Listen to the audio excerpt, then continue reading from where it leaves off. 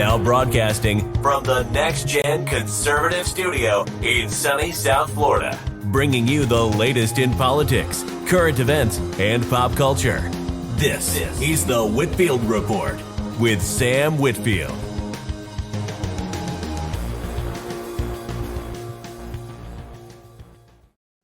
Shalom aloha, everyone. Welcome to the Whitfield Report, live from Jerusalem. Because little known fact, audience, if you didn't know, I was born in Israel, as was Sam, Shmuley. Basically, we are all born in Israel. Everybody was born in Israel. Yeah. Especially Joe Biden. Yeah. No, that was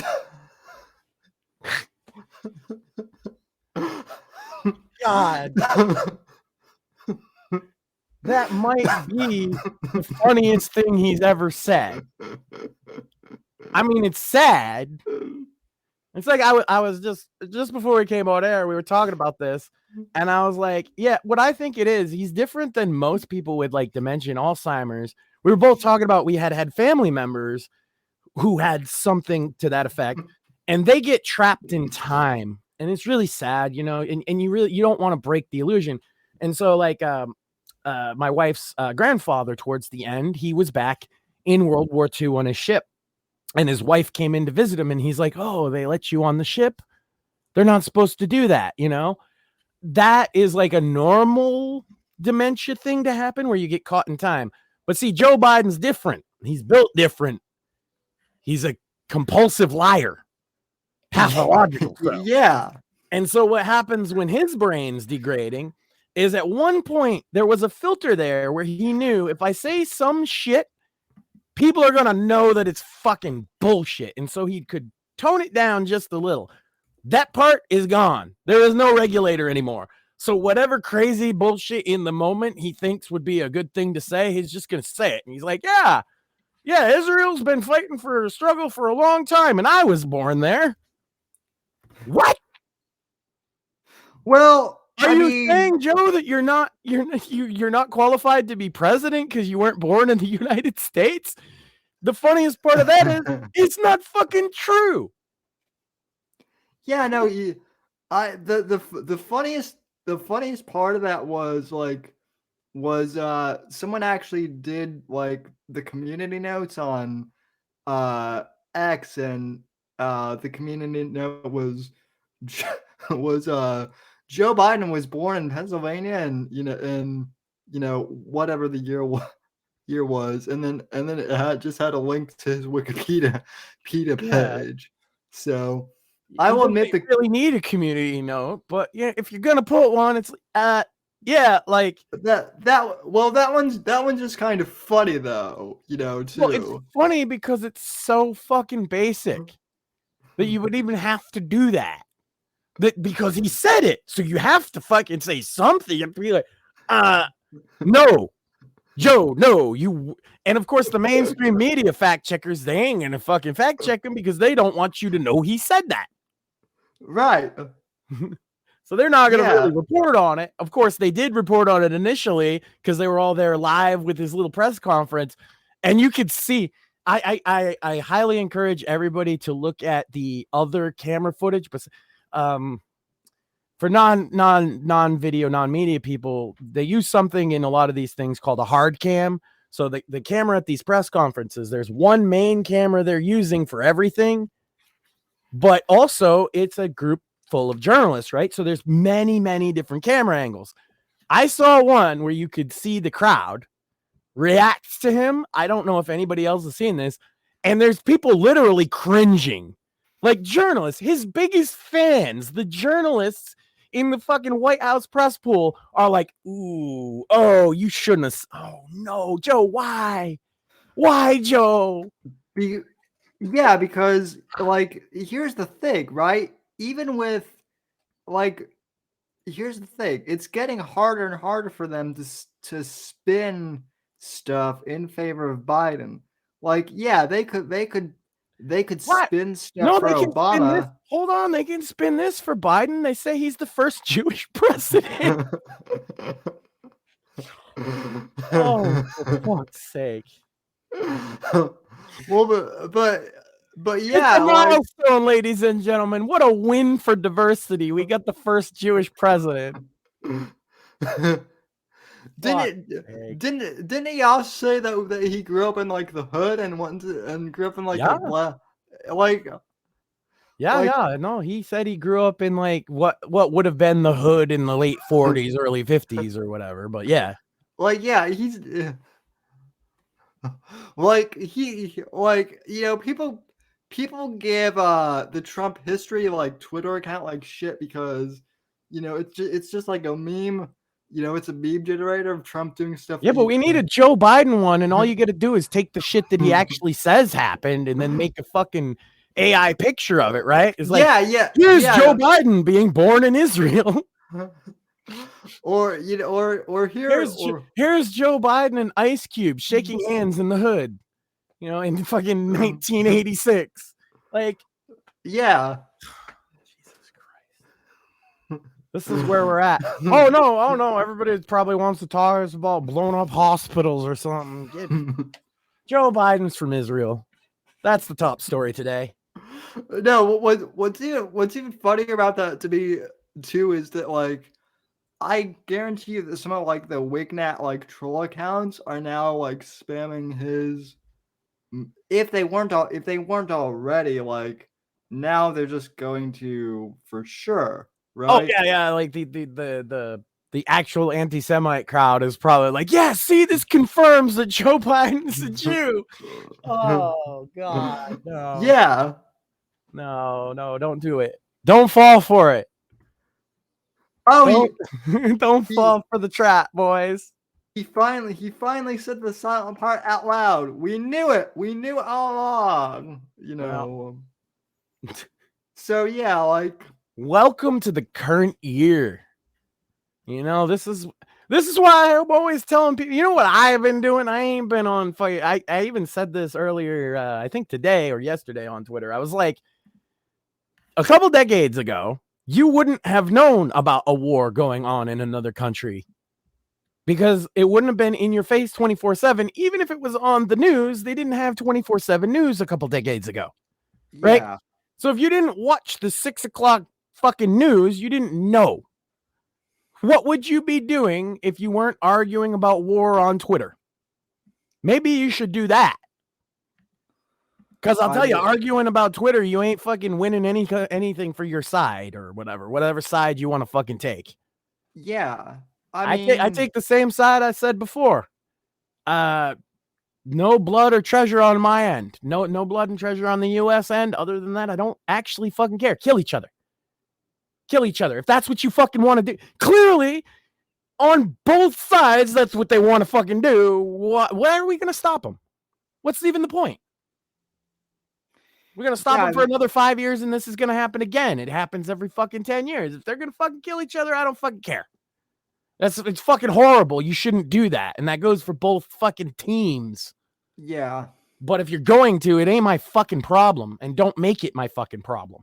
And I mean, to be clear, I won't speak for Mac, but like for me, like I said this last week and I'll say it again, I definitely like, as far as like picking sides, if I have to pick one, like I've always been pro-Israel and I'm sorry, Palestine, but there's no way you can equate like even if you think that Israel is being oppressive, there's absolutely no way to justify going into a peaceful music concert and butchering teenagers and 20-somethings and then butchering children. You're not the good guys. Yeah. Right? You can justify it till you're blue in the fucking face, but you're not the good guys. Yeah. Likewise, though, hey, I'll say it like this. If you blow up fucking hospitals full of children, you might not be the good guy. I actually don't think there is a good guy. I think there's two guys that are fucking acting out of line with each other that probably need to calm the fuck down, but won't. Yeah. And Israel has their reasons too. Like they both sides have reasons for what they're doing. They both have reasons that they want to kill the other guy. I'm just saying, like, okay, go for it, but like, it shouldn't be our problem because I don't want to kill either one. Right. Well, the other thing too is this, like, if you look at the conflict, not only does this go back like 40 years, but this goes back to the, basically to biblical times. It certainly goes back to the Crusades. Yeah. Yeah. And so the idea that we're going to solve this problem because, we're in the United States and we're in the modern era, like, no, this problem. Not only that, but we're on fucking Twitter and we have opinions, and that's gonna fucking solve everything. Yeah. Just a few more hot takes, guys, and you will change the world. You break. No one actually cares. Like, pro tip, no one actually cares about all these grifters' opinions on Twitter, except that they give them little dopamine hits when they agree with them. Yeah, I mean, It's fucking stupid. and by the way, like, when I say I'm pro-Israel, like, that's the same take I've had for, like, forever, basically. And we had this conversation on the show a couple months ago before any war broke out, right? It's yeah, you haven't varied, but saying like, oh well, Israel seems to be like maybe have more moral foundations as to what they're doing is not the same as saying I think that they should kill lots of people, right? right. Like, no, I would prefer everybody over there stop killing each other. That's my preference. I don't know about anybody else. Yeah, I think anyone who's rational would prefer that both sides stop killing each other. Yeah. But like I said, this thing goes back to, at least biblical times. So, I mean, I'm At not some trying. point, you're just gonna say let them fight. Yeah. Like if two guys want to fight, like because I tend to put it into like fucking pretty simple blue collar guy terms, right? If you got two buddies, right, and they're always fucking fighting every fucking time you fucking go out drinking, these two guys end up in a fucking fist fight, right? And they're both justified in their own way. This guy fucked that guy's girl 10 years ago, but this guy, owes them money, right? They both have their reasons. But every time you go out, these motherfuckers are causing a scene, getting a fist fight, getting you kicked out of the fucking bar. At some point, you're going to just walk the fuck away. You're not going to, because you're getting kicked out because you're trying to break it up. And they're like, oh, all you guys get out of here. At some point, you and your other buddies are going to be like, all right, we're me over here at the bar. You guys kill each other. We don't fucking care. Right? Beat each other to a fucking pulp. Get thrown out on the fucking curb. And we're going to be in here having a fucking drink and listening to some music. That's what I fucking think about the whole thing. Yeah. You can't stop the fight from happening. No matter how much you talk to one side, other side, you sit them down together. Both these guys are like, no, I'm going to fuck him up. All right. Then fuck each other up. And I mean, I hate to say this, but this conflict will probably, I'm not even saying this as like being black-pilled or white-pilled or anything, but this conflict between Israel and Palestine will probably outlive both of us. Just because what's going to happen about all this is going to be what happened 10 years ago, 20 years ago, 30, 40, 50. Yeah. They're going to blow each other up for a little while. Then there's going to be a ceasefire and we're going to go back to the status quo. And so all these hot takes that you're giving and all these predictions of, oh, it's the end of fucking Gaza, oh, Israel, oh, this, that, and the other thing, all of it's going to be wrong in a week because it's going to go back to the same cycle that they've been going through since before Israel was even a country.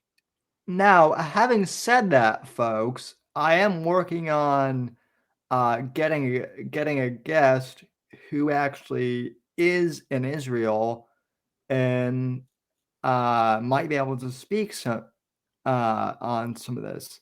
The problem obviously is, whether or not they can be safe and also whether or not they'll have a stable connection. So I'll do my best to arrange that. I don't know if we'll be able to do it live. I'll certainly let Max and Shmuley know if they can, if they can make it work. If not, though, it'll it'll just be an interview between my friend and I don't want to give too much away other than that, but Well, and that's the other thing, speaking of, this is a person that's there, that's a civilian, that's not making any decisions. I want to point out that when I'm talking about the two dudes fighting, those are the guys making decisions, and a lot of the people over there aren't the guys making decisions, and they're just getting blown the fuck up or beheaded or whatever the fuck horrific end that they're meeting. But it's hard for my heart not to go out for those people, but again, ain't nothing I can do, ain't nothing talking about it on Twitter, ain't nothing we're gonna say on this show is gonna fucking change any of it. Right. I will say though that, like, one of the reasons why I want to have this person on the show is because I do think it would be valuable to have someone who's actually on over there, because one thing I've noticed is a lot of the commentary I see on Twitter or other social media is, and granted, I've been guilty of this too, so I'm not saying I'd actually go a step further. I'd be open to having a Palestinian come on and talk about it too. Yes. Yeah. But my point, yeah, absolutely. My point being is, a lot of these people who come on Twitter are nowhere near the conflict zone at all. They're, they're usually people, tweeting from their living room or, with a latte, and it's real easy to talk about how bad all this stuff is when it's really not affecting you. Yeah, or to say we should do this or that, whereas like even if it gets, even if we have a Palestinian who might disagree with us, or have an Israeli on, like, those two people would be more like I feel like just a normie not to cut you off there, but just a normie Palestinian who's not a part of Hamas necessarily, right, might disagree with us in terms of they might say, hey, we're justified because of this, that, and the other reasons, but I bet you they agree with us when we talk about the actual violence, right? Because we're saying violence like this is not good, right? What's happening to people is not good on both sides of it. You could say, oh, well, it's terrorists, but I don't think 3 and 4 year olds getting blown up are terrorists. I also don't think they're oppressors, right? Yeah. Like, they're not, either of those things aren't true. They're just fucking normal people. And when normal people get caught in a conflict zone, it's fucked up. So yeah, I bet you we would agree with them on a lot of that. No, and all I'm saying is that, like, the people who actually live over in that region are more justified to comment on Twitter or social media than, say, your average American journo or just person in general who's in New York City and is saying, well, I've worked for XYZ Policy Institute for years. I've never been over to the Middle East, but I've read books and I've studied. And I think perfect example was Nate Silver today saying, oh, you got to give journalists slack when they get things wrong because there's been so much misinformation about all this because it's a developing story. No, motherfucker. Actually, we don't. You know what happens is when you put out false information because you're trying to rush to fucking not print anymore, but you know what I mean? Right. Yeah. You're trying to rush your fucking newspaper out to sell fucking newspapers and you get it wrong. No, we don't need to cut you slack. You're a scumbag.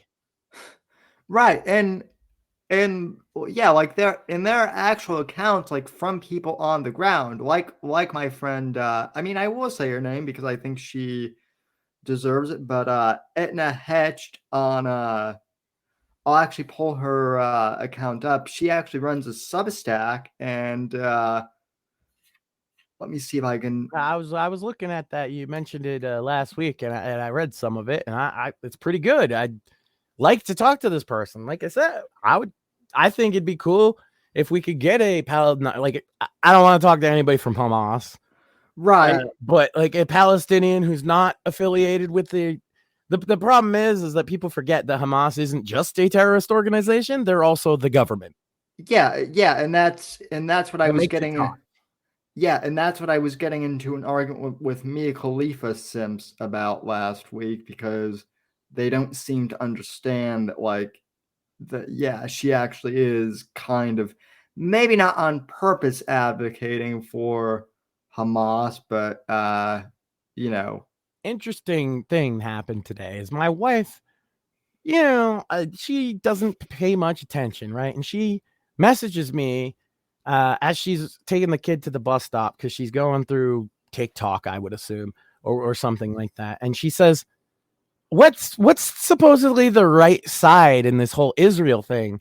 And I was like, the right side for you is to be honest and say, I don't know anything about it, and I feel very bad when people are being killed. That's the right side for most people. Right. Because you don't know that much about it. You know what I mean? And no matter how much you know about it, somebody's going to bring you 10,000 other things you didn't know. This is a very complicated, long-running conflict, and the arrogance to think that you have the hottest take in the fucking world on it is pretty laughable. And my wife is like, yeah, but all these people that I look up to are saying, oh, the poor Palestinians, but she's seen other things that suggest that that's not the case. And I was like, yeah, because it's more complicated than that. And those people just don't know. They're, especially on TikTok, and they're mostly going to be women that aren't like political commentators that she's talking about, right?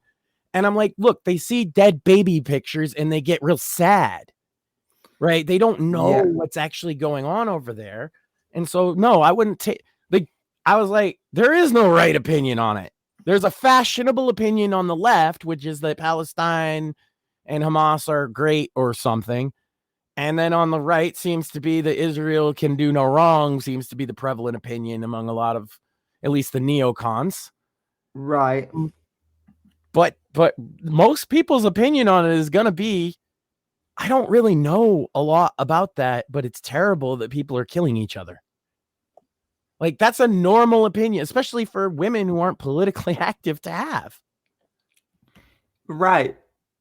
Yeah. Never pretend that you know. And I told her, never pretend that you know more than you do about it, because that's pointless. You're just going to make a fool of yourself. Well, and even if you supposedly do know, like, you and I are both pretty into politics, but even so, like, I'm sitting back and, like, yeah, I'm still taking in, information too, because, again, this is one of those things that change, where things change so often. And like I said, the media itself is now saying, oh, we're getting things wrong because we're moving too fast in our coverage. Well, then shut the fuck up. Yeah. If you don't have the facts, if you don't have things in order, if you're saying something that's flat out fucking wrong, you should be held accountable for that. Yeah. So this is Edna's Substack. She runs a Substack called Clown World. Now she is an American Israeli. She's originally from the States, and then she met her husband in Israel, and then moved there, and she did like a lot of stuff about the jab on her Substack. That's kind of where she became popular, I guess. But yeah, like, I've known her for a long time because she and I were in similar circles, and then we kind of drifted apart, but we've stayed in touch. And on the Israeli side, like, I would say that, like, she's probably one of the better people to follow, so go and subscribe to her Substack. I've reached out to her, but communications over there are understandably not always the best. So and I think it would be great to have somebody over there talk about just the day-to-day reality. Like, how close are you to the bombing? What do you do when a bombing happens? Right. Like, these are, because that will fuck your whole life up if you think about it. Well, and also, like, the other thing though too is, like, even if you're nowhere near the bombings, but your whole life has to get interrupted every time there's like a bomb alarm or something, that could be like, like a crazy thing. Your kids are at school and the bomb thing goes off. Well, now you don't know. You know, these are the things that I think about. I think about normal people. I don't know. Well, one of the things that I don't give a fuck about jihadi fighters or the IDF. I care about Joe Schmo. That's me. Yeah. No, I care about U.S. soldiers, and that's probably the only group of soldiers that I really care about. Yeah, me too. Pretty much. No, but like one of the things that she mentioned to me a few years ago, like in private, is that like, Israel is like a pretty normal place. Like it's a first world nation for the most part, until you wander into Gaza. And so, like I would also like to ask her about that. Like, what is life normally like? Because I think people kind of have this perception that like Israel is constantly at war and like. Well, because it is, like, that's the thing though. I think the answer might surprise you because they get the little rockets all the time. That is like a daily occurrence. Well, yeah, but they think it's like a like a war torn, like right. Well, if you don't live right next to the border, right, you're not gonna hear it. That's not gonna affect your life. But it is a daily occurrence. Yeah. So, especially, man, it just would suck to be a normal Joe Schmo doing your 9 to 5, living on the border, and your office gets rocketed in the middle of the fucking lunch or whatever. Like, but, I think her point too, at least when I talked to her last, was that like Israelis, they don't live in fear because like, because you can't like, No. To some degree, there's a dread, I'm sure. The next time we get told to shelter, I'm going to have a panic attack. But in terms of we're not getting told to shelter right now, I'm not afraid of it. Right. Yeah, it has to be fucked up. I've talked to people in plenty of different places that are war torn or partially war torn, and it's always the same story. I might not have been right there, but it still affects my life. Yeah, no, I mean, like one of my friends. When you send your kids off to school, you do have to have in the back of your mind, like, could something happen? Oh yeah, no, one of my and friends, as an American, we can relate to that now. Yeah. Ugh. Not good, but we can relate. Yeah. But enough about all that. Let's talk about what the people want. We got this. I guess she's a member of the SSsniperWolf. Yeah. Am I reading? So some Nazi girl doxed a guy. Is that what I got out of this? Well, not just that, Max, but apparently like some Nazi girl like made YouTube partner and like has been a YouTube partner for years, and like like I thought YouTube was like anti-Nazi and like they banned me, and yet they're monetizing full-blown Nazi girls. Like, what's up with that? Like, making them. I mean, why else is there SS in her name, right? Like, who else uses those initials? Think about it. That's pretty specific. In all seriousness, though, and also a reference to being a sniper and a wolf. What could be more fucking Nazi than her name? Riddle me that one. No, like it all seriousness. If that was on a Nazi forum, it would be the normal name, right? Everybody be like, yeah, of course, SSsniperWolf. No, in all seriousness, so like I was actually, because I don't know anything about this chick, but like I was like, wait, how is she like Marcus Brownlee levels of like, how is she one of the top like partners at just that name, like Simps. Yeah. No, but yeah, I know she's a far leftist. I've heard of her before. She was the one that I correct me if I'm wrong, was involved with the Bully Hunter failed project. She's already hated, and I'm gonna do a thing that some people aren't gonna like, and I'm gonna defend her, if that's all right. Yeah, no, I'm curious. She didn't dox anybody, so I don't know what everybody's on about. This guy's information was out publicly before that. All she did, bro, if you weren't mad at Frank Hassel at Boogie's house, shut the fuck up. Shut the fuck up, because you don't know what you're talking about, because you're a hypocrite. But Max, but Max, she has boobs. Or some. And Or then, some. yeah, that's the other part. See, I was prone to be on that guy's side up until I watched the video of him crying about 100. Oh, God, there's an attractive 110-pound woman outside. I gotta call the police. Like, fuck you.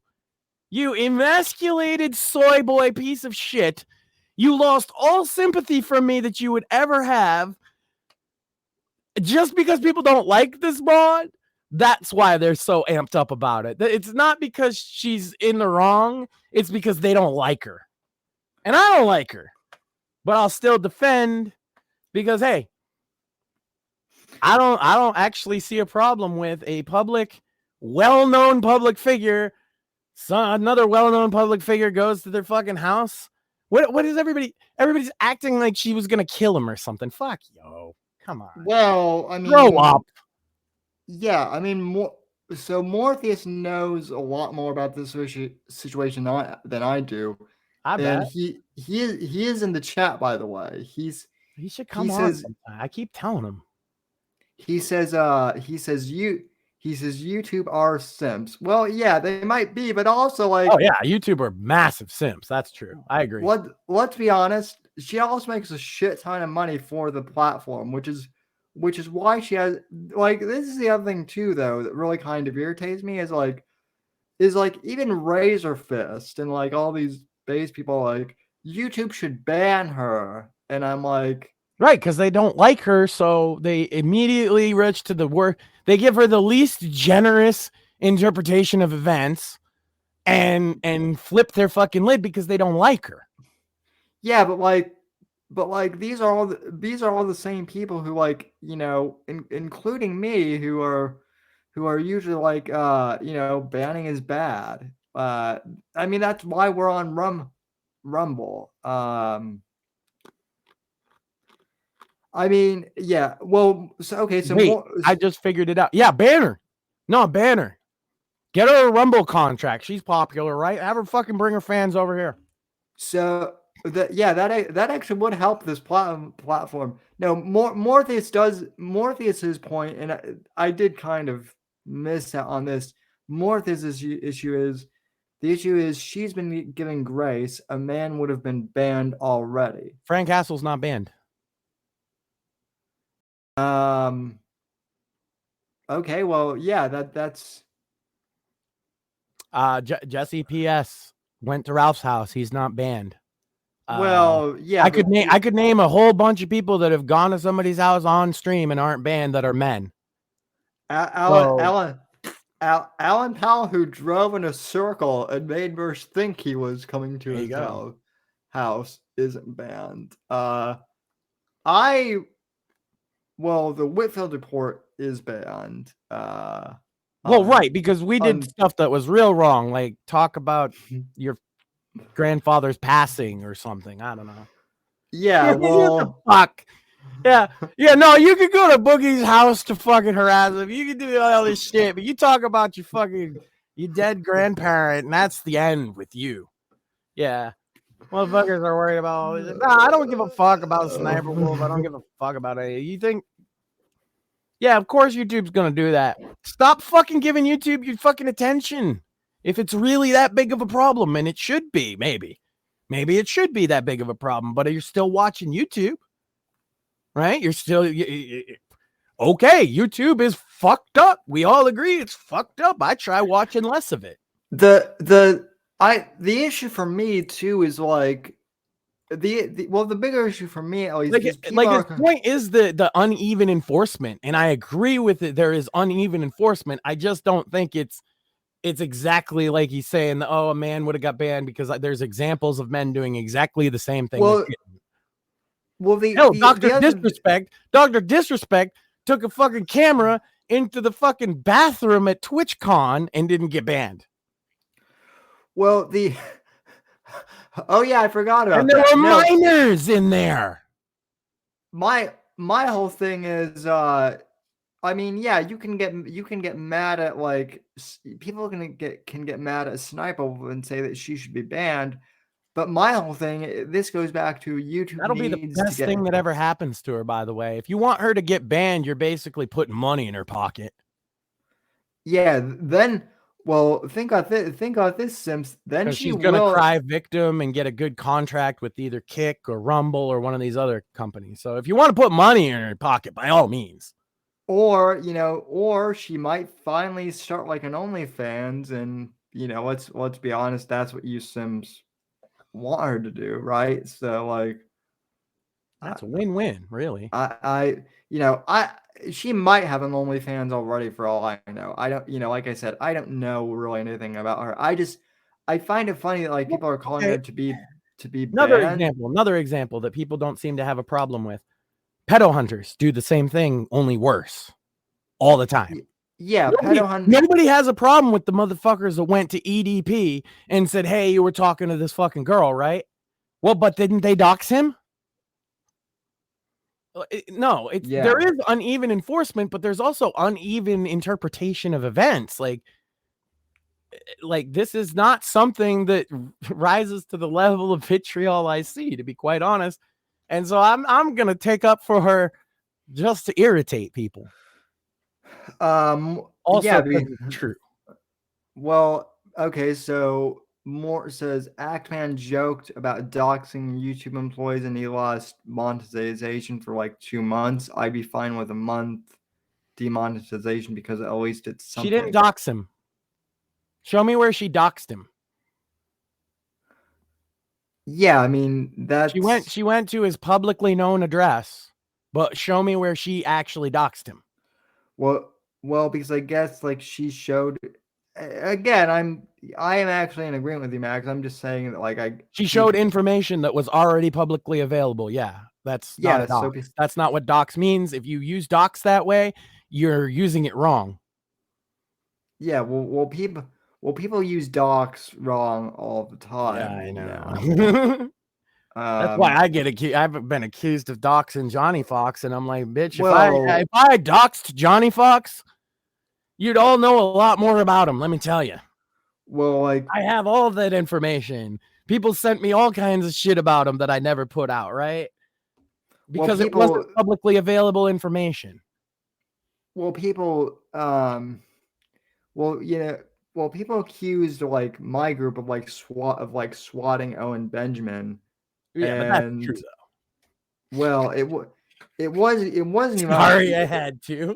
It wasn't even us though. What happened was he was yelling and screaming, and one of his neighbors called the sheriff's office, and one sheriff came to the door to just make sure that his kids were okay. Like that's not the same thing as calling a wellness check is kind of fucked up, but yeah, that's not a swatting. Well, yeah, the fact that one of his neighbors called the wellness check, that's not fucked up. Like that's just his neighbor probably didn't even know that he's like a streamer or anything like that. True. So, yeah, I kind of let that part gloss by me. Yeah, if it was a neighbor. I'm saying, hey, look, yeah, swatting's fucked up. Hey, look, going to somebody's house like that is fucked up. It's not doxing. Right. It's not the same thing as doxing. Right. And right. The only reason why I bring up the Owen thing too is like, if you're going to throw terms around like doxing and swatting, like they had actually better be like doxing and actual swatting. Well, no, I mean, it doesn't have to, but you're not going to convince somebody like me when I look at the facts and I'm like, well, this isn't what doxing is. Right. Yeah. Now, granted, hey, I'm a weirdo, I'm an outsider. And so, yeah, you can convince everybody. Oh, she doxed him. Oh, she doxed him. Everybody's saying that. Right. Without question, everybody's agreeing on that except me. I get that I'm the outlier here. But the fact is, if you look at the definition of what doxing really is, she didn't do that. Straight up, she didn't do that. Yeah. Was it meant to intimidate that guy? Yeah, but she's 110-pound broad. Like that's the other side of it. Is he's crying? Give me a fucking break. Supposedly, she said that she just wanted to talk too, and I don't know, like. Maybe she did. Maybe the guy's I doubt if he went out there, she was gonna fucking murder him like he was acting. Yeah. Come on. She probably did want to fucking talk, dude. Like what? It's either that or intimidate him, one or the other. She doesn't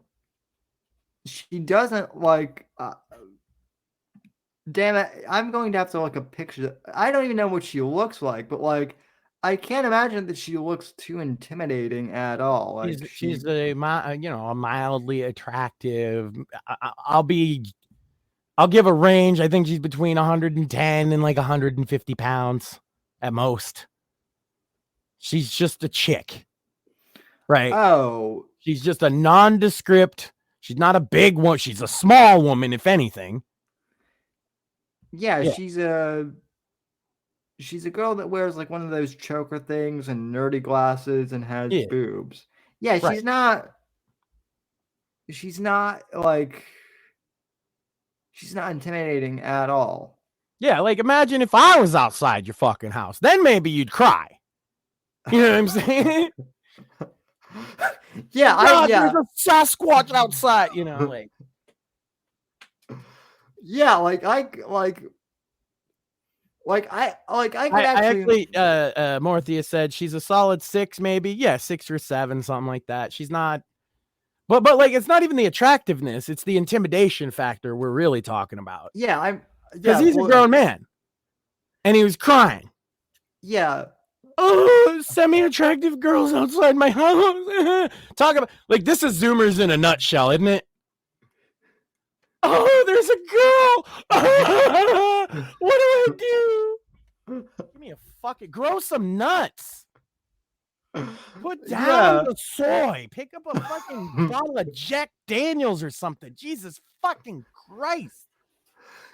My whole mantra now is I tell guys to eat a steak, and literally guys, some of you guys really do need to eat beef.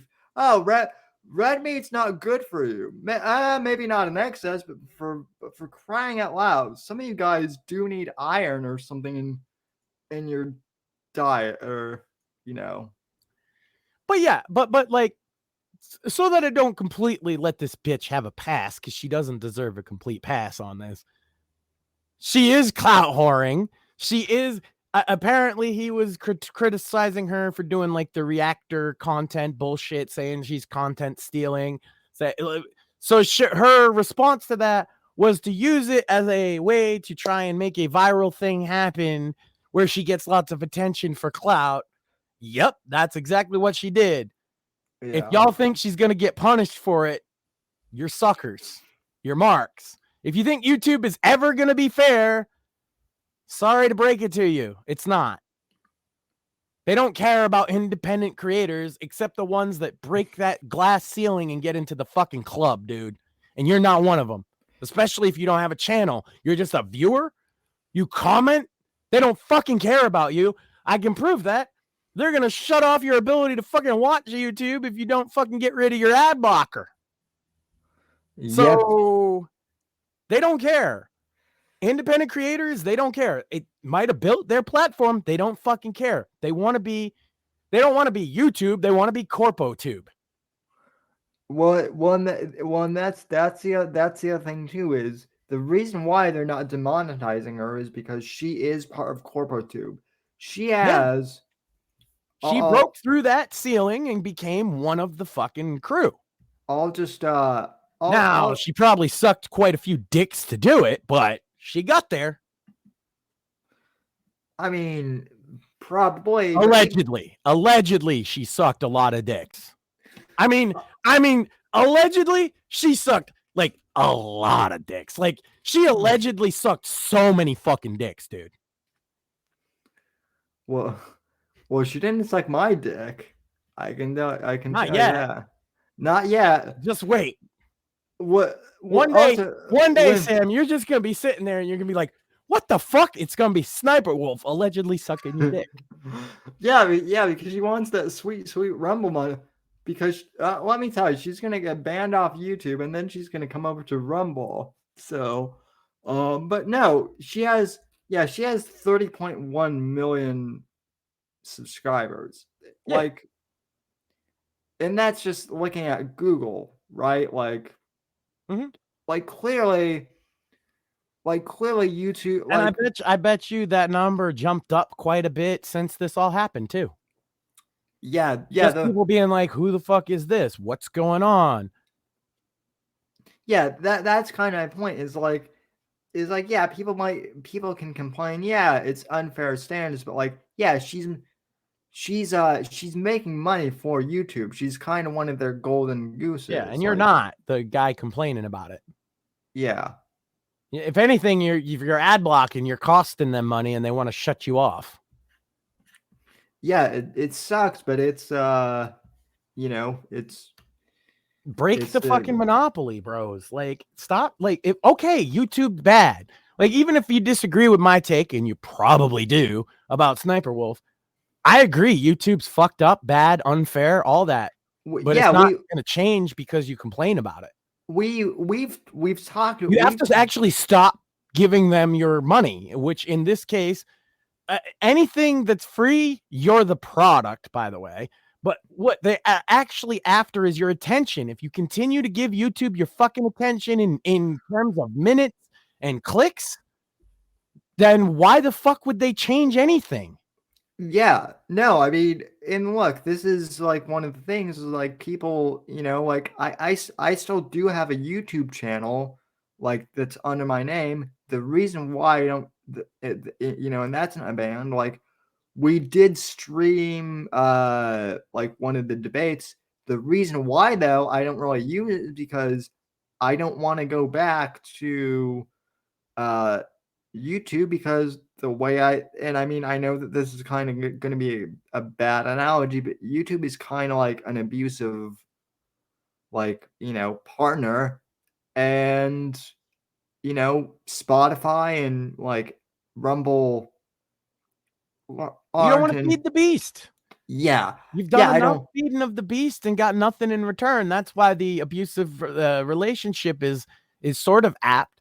Is like, you've done everything you were supposed to do. Like, hell, you barely fucking cuss and all of that, and it didn't matter. It didn't matter because he still turned around and smacked you upside the face. Yeah. And look, are you gonna go back after that? No. Why would you? Or if you do, then everybody looks at you like a battered wife. Yeah, and look, I get it. Should look at you that way. And look, I get that. As far as like commenting and whatnot, it's it's easy because YouTube is like, I get it. YouTube is more polished than Rumble, but Rumble is catching up, and it's not. Just because YouTube is more but is that worth it if you think it's so unfair, right? Because we're not talking about somebody that's just arguing for YouTube that loves it. We're talking about people that actually kind of hate it.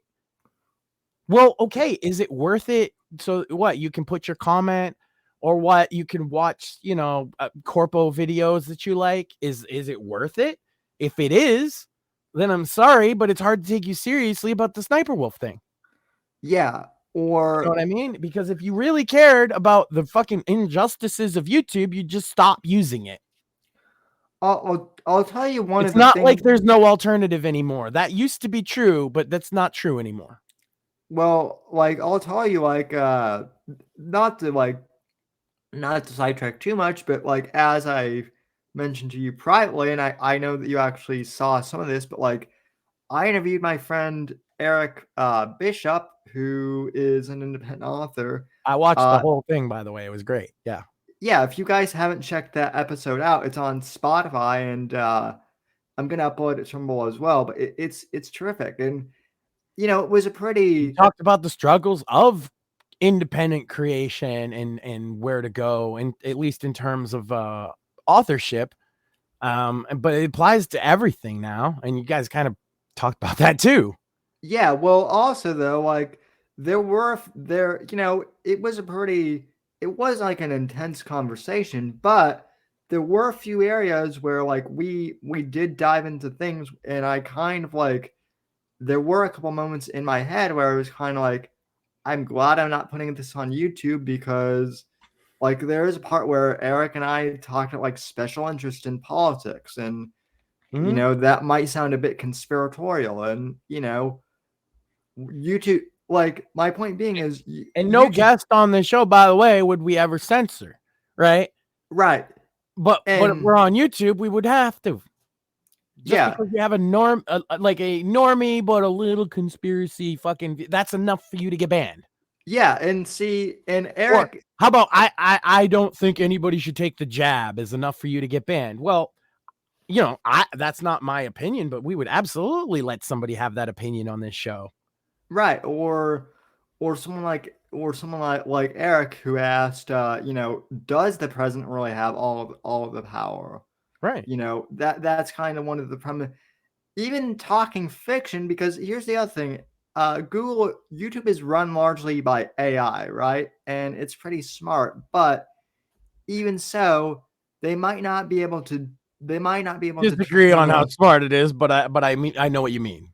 Well, okay, yeah, it's smart. It's smart up until you get Eric Bishop, who's talking like, you know, well, my books are political thrillers, and it might accidentally slap his like book promos as not safe content or something like that. And I told him that because he asked me after the interview like, dude, why did you get banned off YouTube? And I'm like, honestly, I have no idea because they still won't tell me.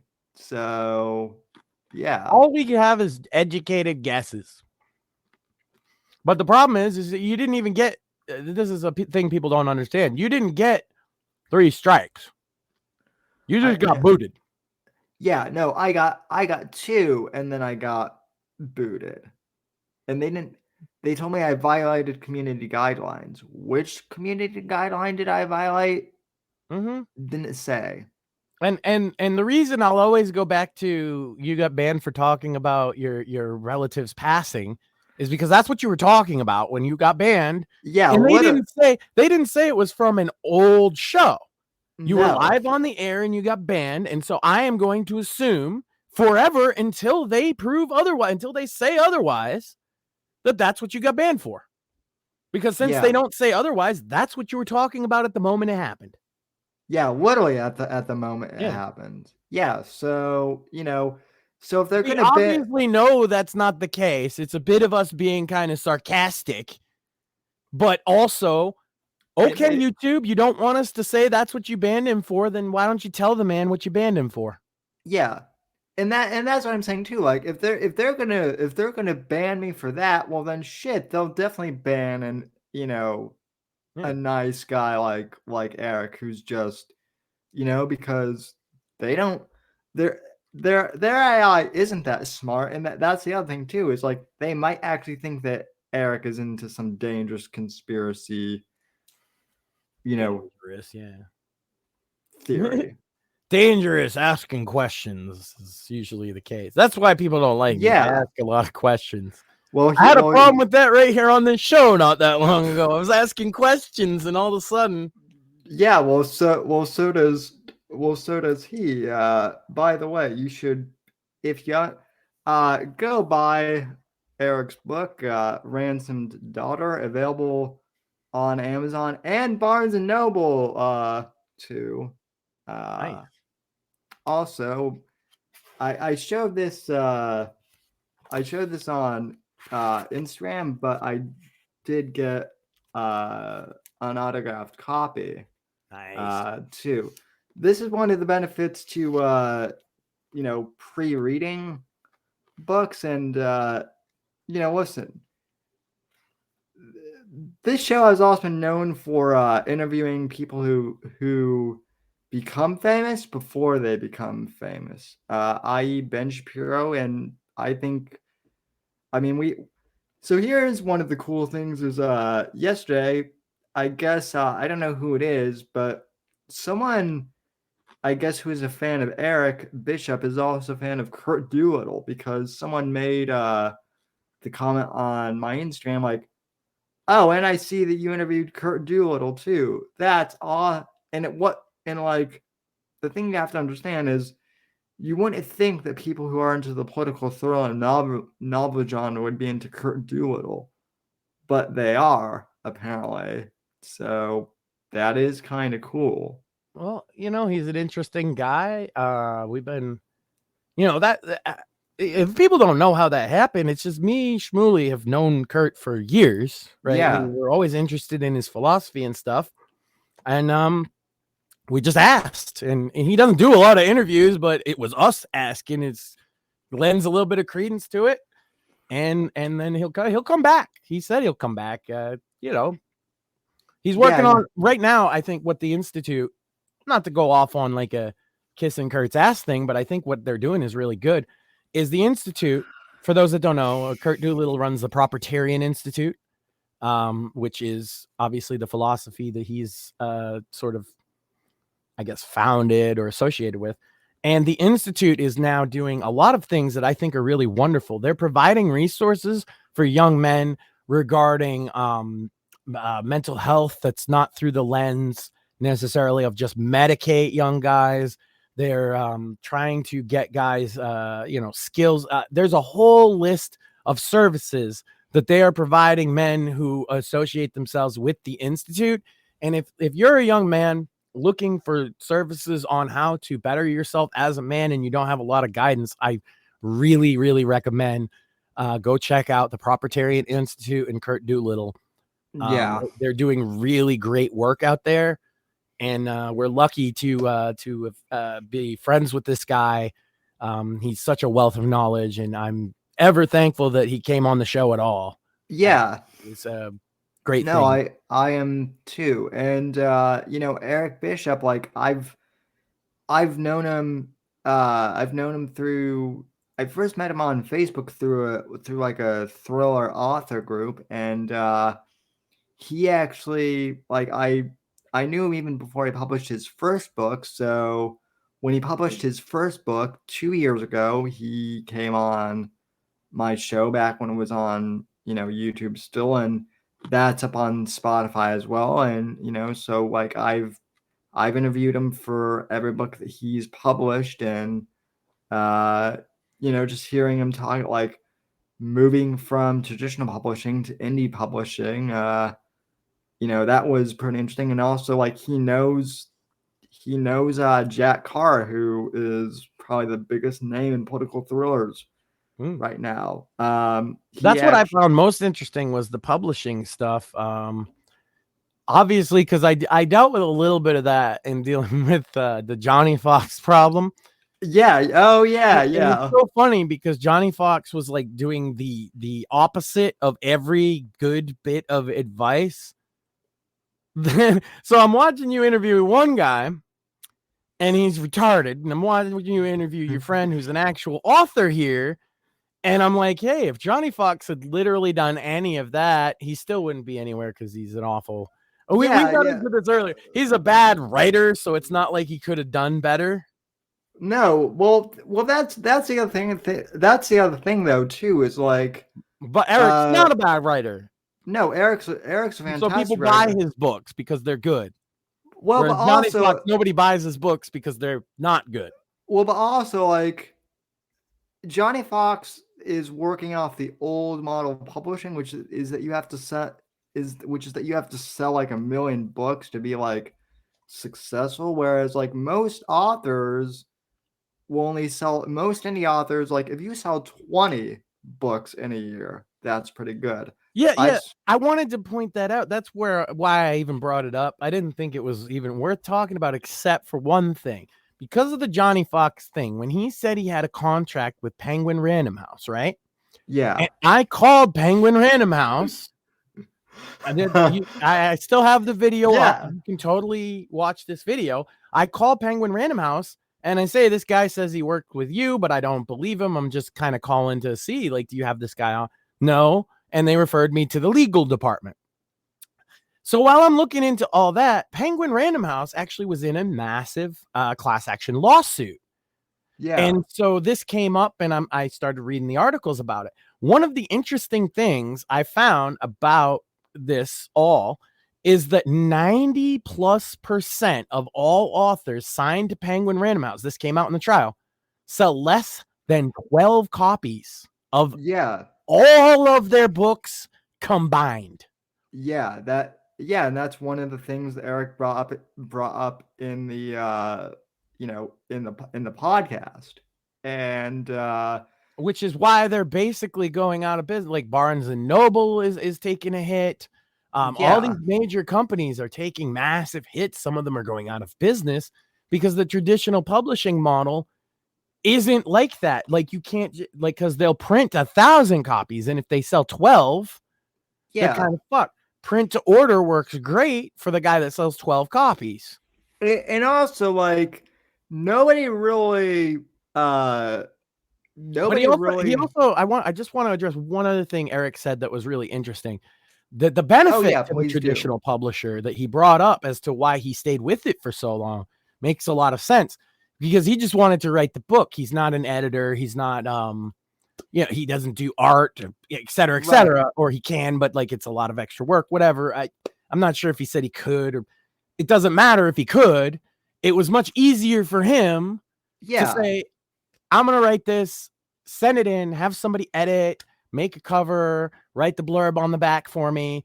And then that's it. And that's why he stayed traditional as long as he did. Yeah. And he said he still has a couple of projects that, he will shop around to traditional publishers. But, that is like the other thing. Like, I think as far as like notability, I don't think like having your book get noticed like has the same amount of like notability as it once did. Like maybe 30 years ago, yeah, sure, but like, now John Scalzi is like one of the biggest names in science fiction, and he's self-published like all his books, So I mean, Razor Fist self-published a couple of his own novels. Well, I mean, but talking about self-publishing, nobody does more of that on a larger scale and probably to more personal effort than the tabletop gaming community, the RPGs. Yeah. I know a lot of those guys that self-publish. They go through there's one, it's specific to RPGs, and it's kind of good in that, right? It's Drive Through RPG. I've had some problems with them in the past. They have censored people that I like, but overall it's a net positive for independent game creators. They can put their stuff right up there and sell it to the masses. And the benefit is, because it's an RPG exclusive site, the people looking on it are already your target audience. Things like that have a niche and can create a community like that tend to be much more successful. It's actually with what you've written and what he's writing, a little tougher to get like a thriller or something like that, because you have to find your market rather than, okay, these are guys that play RPGs. I'm going to put my stuff in front of those guys. They're more likely to buy it. You actually have to find people that are more likely to, and you kind of got to market it yourself, especially independently. But even oftentimes now with traditional publishers, this is why they're selling less than 12 copies per author, is because they're not putting out all that promotion on it because they know it's useless in a lot of cases. See, I guess for me, I didn't find it to be that hard because like a lot of the skills that I've done for like promoting the book are things that I learned when I was promoting this back. It's not so much that it's hard, it's that you have to do it. Right.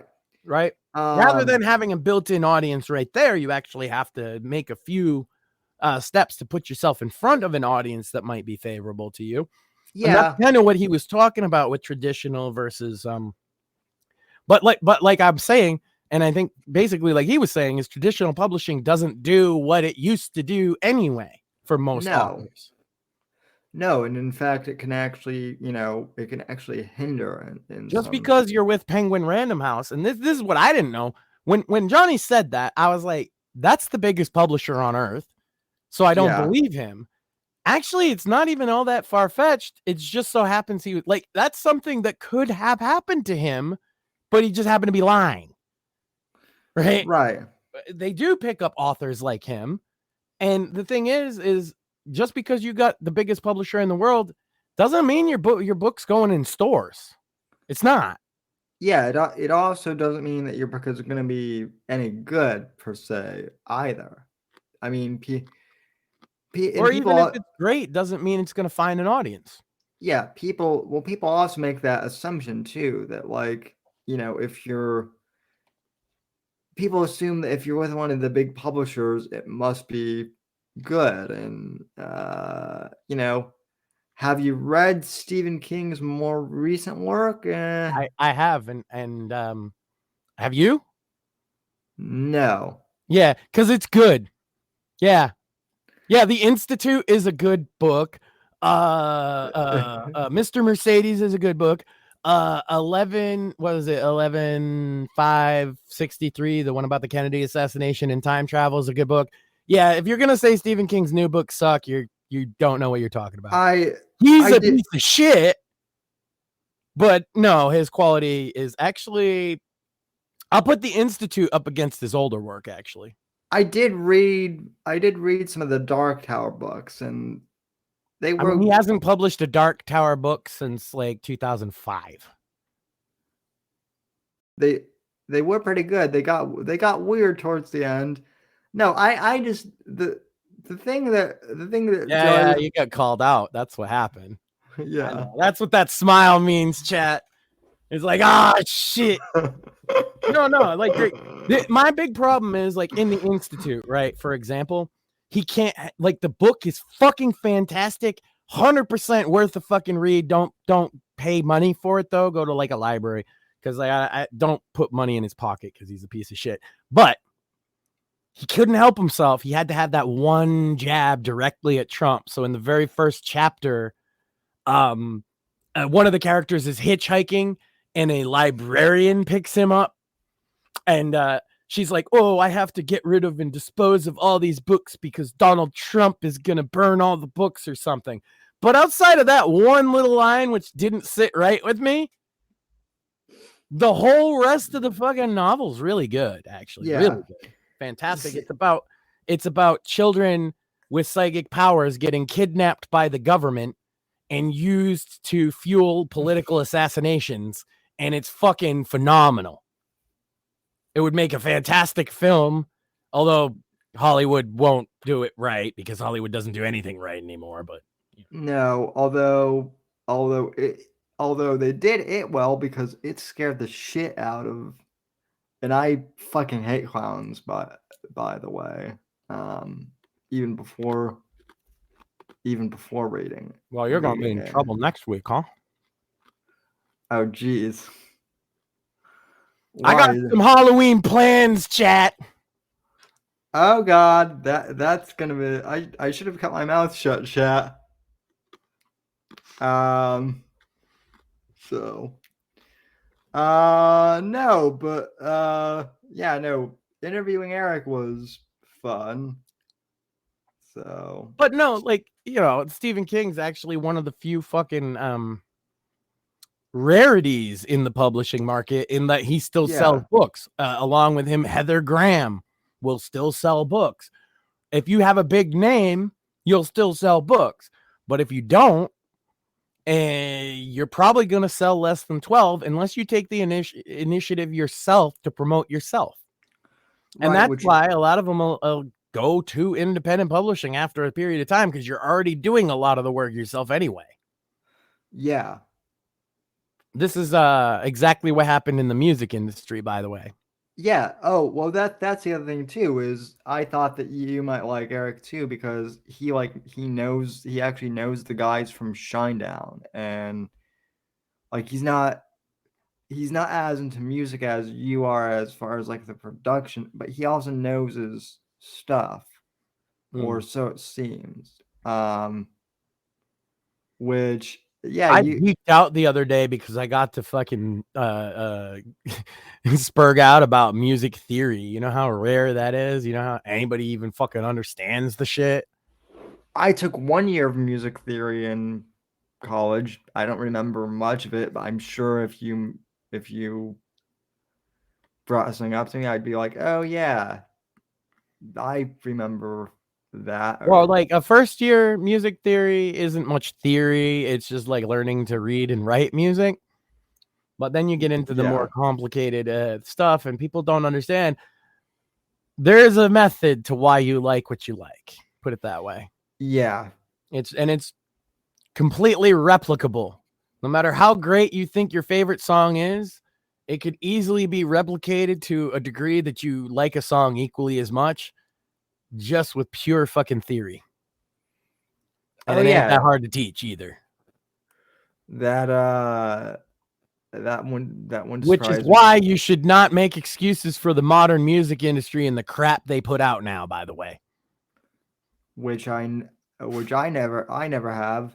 Right. It's fucking dog shit for the most part outside of the independent scene. But the interesting thing is publishing is going this way to where everybody's independent. And if Penguin or some of these other publishers are smart, they're going to do what Sony and Interscope and all the big record labels do. Nobody is signed to record labels like that anymore. Right. Unless it's like Beyonce. Right. All the artists, if they get big enough, they create their own subsidy record company.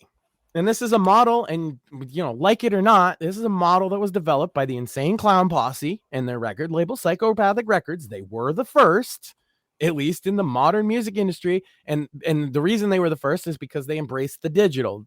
Back then it was fan sites. Now it's social media, whatever. Right. And through that, they were able to be their own record label. But what you still need to do is you still need to print records. You still need to, we don't call, what do the kids call them? LPs, albums. Okay. Yeah. You got to print albums. We still call the music industry will forever say record, and record doesn't mean an album necessarily, because record can be a single as well. Anyway, you take your records, you got to print them, and you got to try and get them distributed to stores. So what the major labels like Sony did, Sony developed specifically a subdivision label called Red. Red is not a record label. Red is the distribution. Yeah. That's the entire music industry from the top down now. None of the artists you hear coming out in the last probably 10 years are actually signed to a record label. They're on a distro. They run their own label. This is wonderful for the big record labels because they don't have to do all that other shit anymore. Promote, pay for your tour, make merchandise. That's all on you.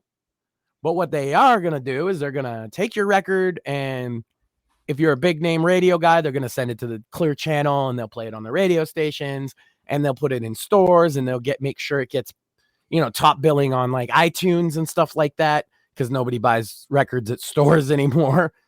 But when I say records at stores, it's like Walmart, right? Like that's where you're right. That's the only place you find records anymore. No, well, and that's pretty much the same thing with like publishing now. It's like people like Hollywood's next, by the way. Like Eric and I published through Amazon, but Amazon's not the publishing company. We each have our own imprint. Mine is just Whitfield Books, and Eric's is whatever his. But Amazon is the distro that we go through, basically. Right. Yeah, and that's it's a much better system for both parties in some ways, but it comes with some downsides.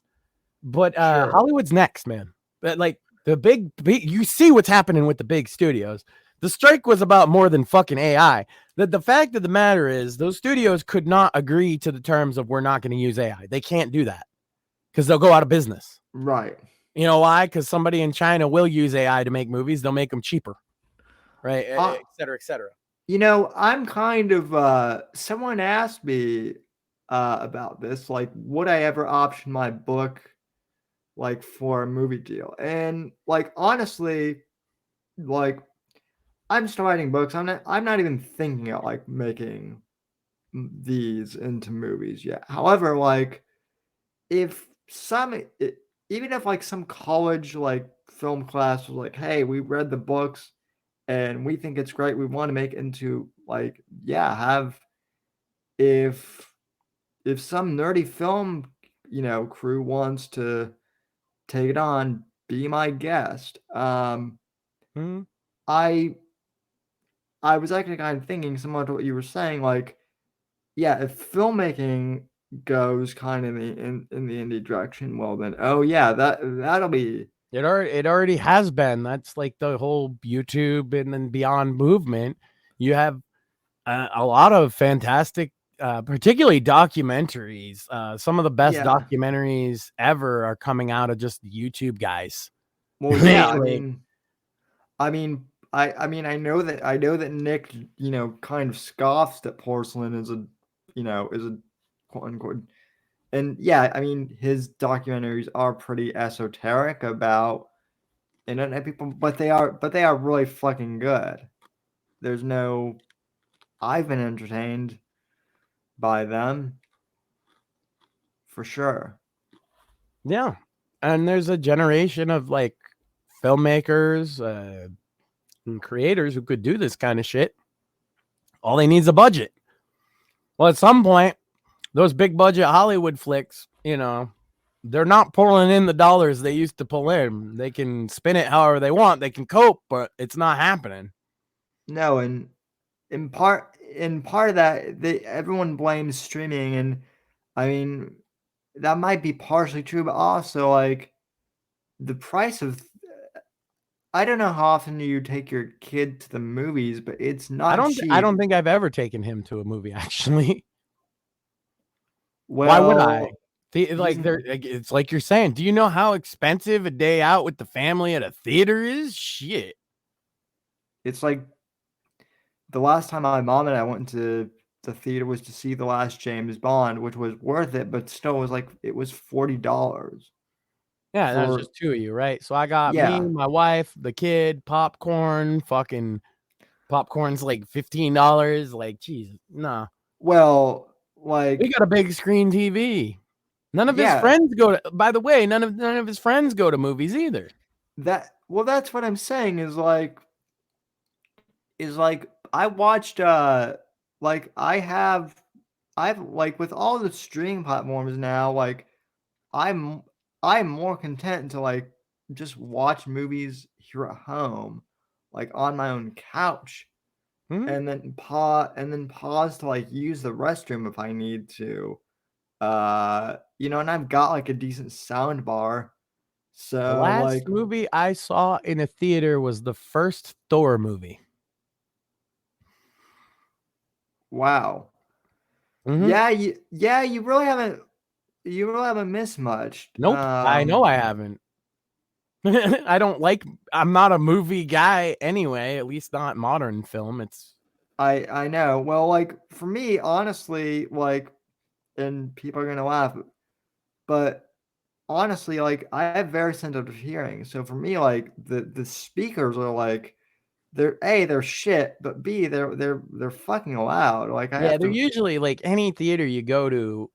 They're like blown out speakers at these points in time. They're not like you could tell they've been running the same loud ass speakers way too loud for 10 years, and they have a little bit of wobble in the treble. It's yeah. yeah. As a guy that's like, see, I like shit loud. I've spent most of my life at concerts, right? I stand right next to the fucking thing while a metal band's playing right next to the speaker. But I've also got sensitive ears in the sense that like when you have that treble wobble on a broken speaker, makes me murderously Yeah. angry. Like, no. Yeah, no, same thing. It literally hurts my so I'm like, man, fuck this. Like, I like loud, movies too, but it's like I'd rather watch this with like a higher quality soundbar at home, and Yeah, and you can not, go to fucking the store and get for $3 a fucking whole big ass box of popcorn. You know what I mean? Like, or $15 for a little tiny thing of popcorn. yeah. Fucking stupid. We could make a good fucking decent meal, sit down. It's not that I haven't watched movies with my kid. It's just never even been a. He might have gone to a theater, but I don't think I've ever. I think his grandmother has taken him, Yeah. and he really didn't like it because he's not Yeah, no, that's the thing is like, like my my younger siblings, like they've gone to a theater, They but don't want to sit still for 2 hours, and movies keep getting longer. yeah, Average film used to be 72 minutes. That used to be the average runtime right up until the late 90s. Now the average runtime is between 90 and 100 minutes. right. And that's Well, average because like with look, some of those last Marvel films were all right, but goddamn, they were 3-4 hours. That's insane. and not just that, but without intermissions too. There was a Yeah. point where like we're in the like back in the 70s, like they made long movies, but they had intermissions too, which was really smart like back in the day. But like, yeah, like Yeah, but what happened is these fucking theaters figured out that the intermission, if they cut out all the intermissions, they can show the movie 2 more times and sell more tickets. yeah, it's So rather than have a convenient moment for everybody to go refresh, step outside, smoke a cigarette, or go to the bathroom, whatever, right? They realized that they could just sell 2 more screenings of the fucking thing. So that's why it's the way it is. yeah, and it sucks. Yeah, it definitely sucks. Oh, I got to piss, but something's about to happen. What should I do? The answer is go take a piss. There's nothing on that. There's nothing that's been on any of them screens in like 15 years that you can't miss. No, and everything gets spoiled on the internet anyway. So, Oh yeah, like it's amazing when I say like the shit I haven't watched, how people's heads explode. I've never seen one episode of Breaking Bad. I've never watched one episode of The Walking Dead. I've never seen any of the non-George Lucas Star Wars films. I've seen Breaking Bad. I've never seen Walking Dead because I've not watched one episode of Game of Thrones. you're Not an episode of any of and then a bunch of other shit that y'all thought was so important that I just skipped. Again, you're not missing it. You're not missing anything. No, I know that because then I see all the people who do watch it mad that it wasn't up to what they wanted it to be, and I'm like, good thing I didn't waste my fucking time.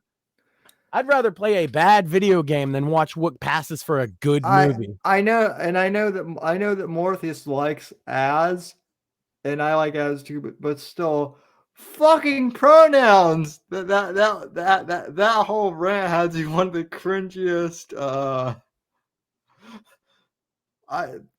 things like, and that's what the majority of these like movie, like Oh god, there's one little thing that I'm hyper focused on. I hate the fucking film. I was like, oh look, Starfield is fine. It's not a great game. It's not the worst. It's Fallout 4 in space. That's all it is. Well, and that's fun. I've had fun with it. Okay. I didn't even notice the fucking pronoun thing. Didn't even see it. Yeah. Completely. And aside from that, I haven't found much to fucking complain about. Sometimes it's okay, to not have a mental breakdown about fucking pronouns. Okay. Yeah. I liked Az before any of you knew. I was going to say the F slur, so I apologize for thinking it. But I've been watching Az before any of y'all did. You know why? Because what did he do before he was a commentary on all this fucking comics and all that shit? Do you know? Do you know what his channel was? He did World of Warcraft shit, right? Mm-hmm. Yeah. So I was watching him then. And he hasn't changed at all. He used to flip out about stupid shit back then. That's his gimmick, and I get that that's what it is. And he does a good job of it. It's just it's also very like not masculine at all.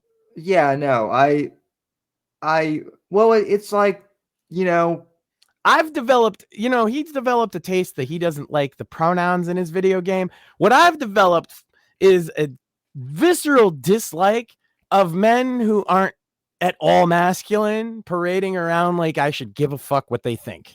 Well, it's not just that. Like, we always make fun of the SJWs, that are cringy and whatnot.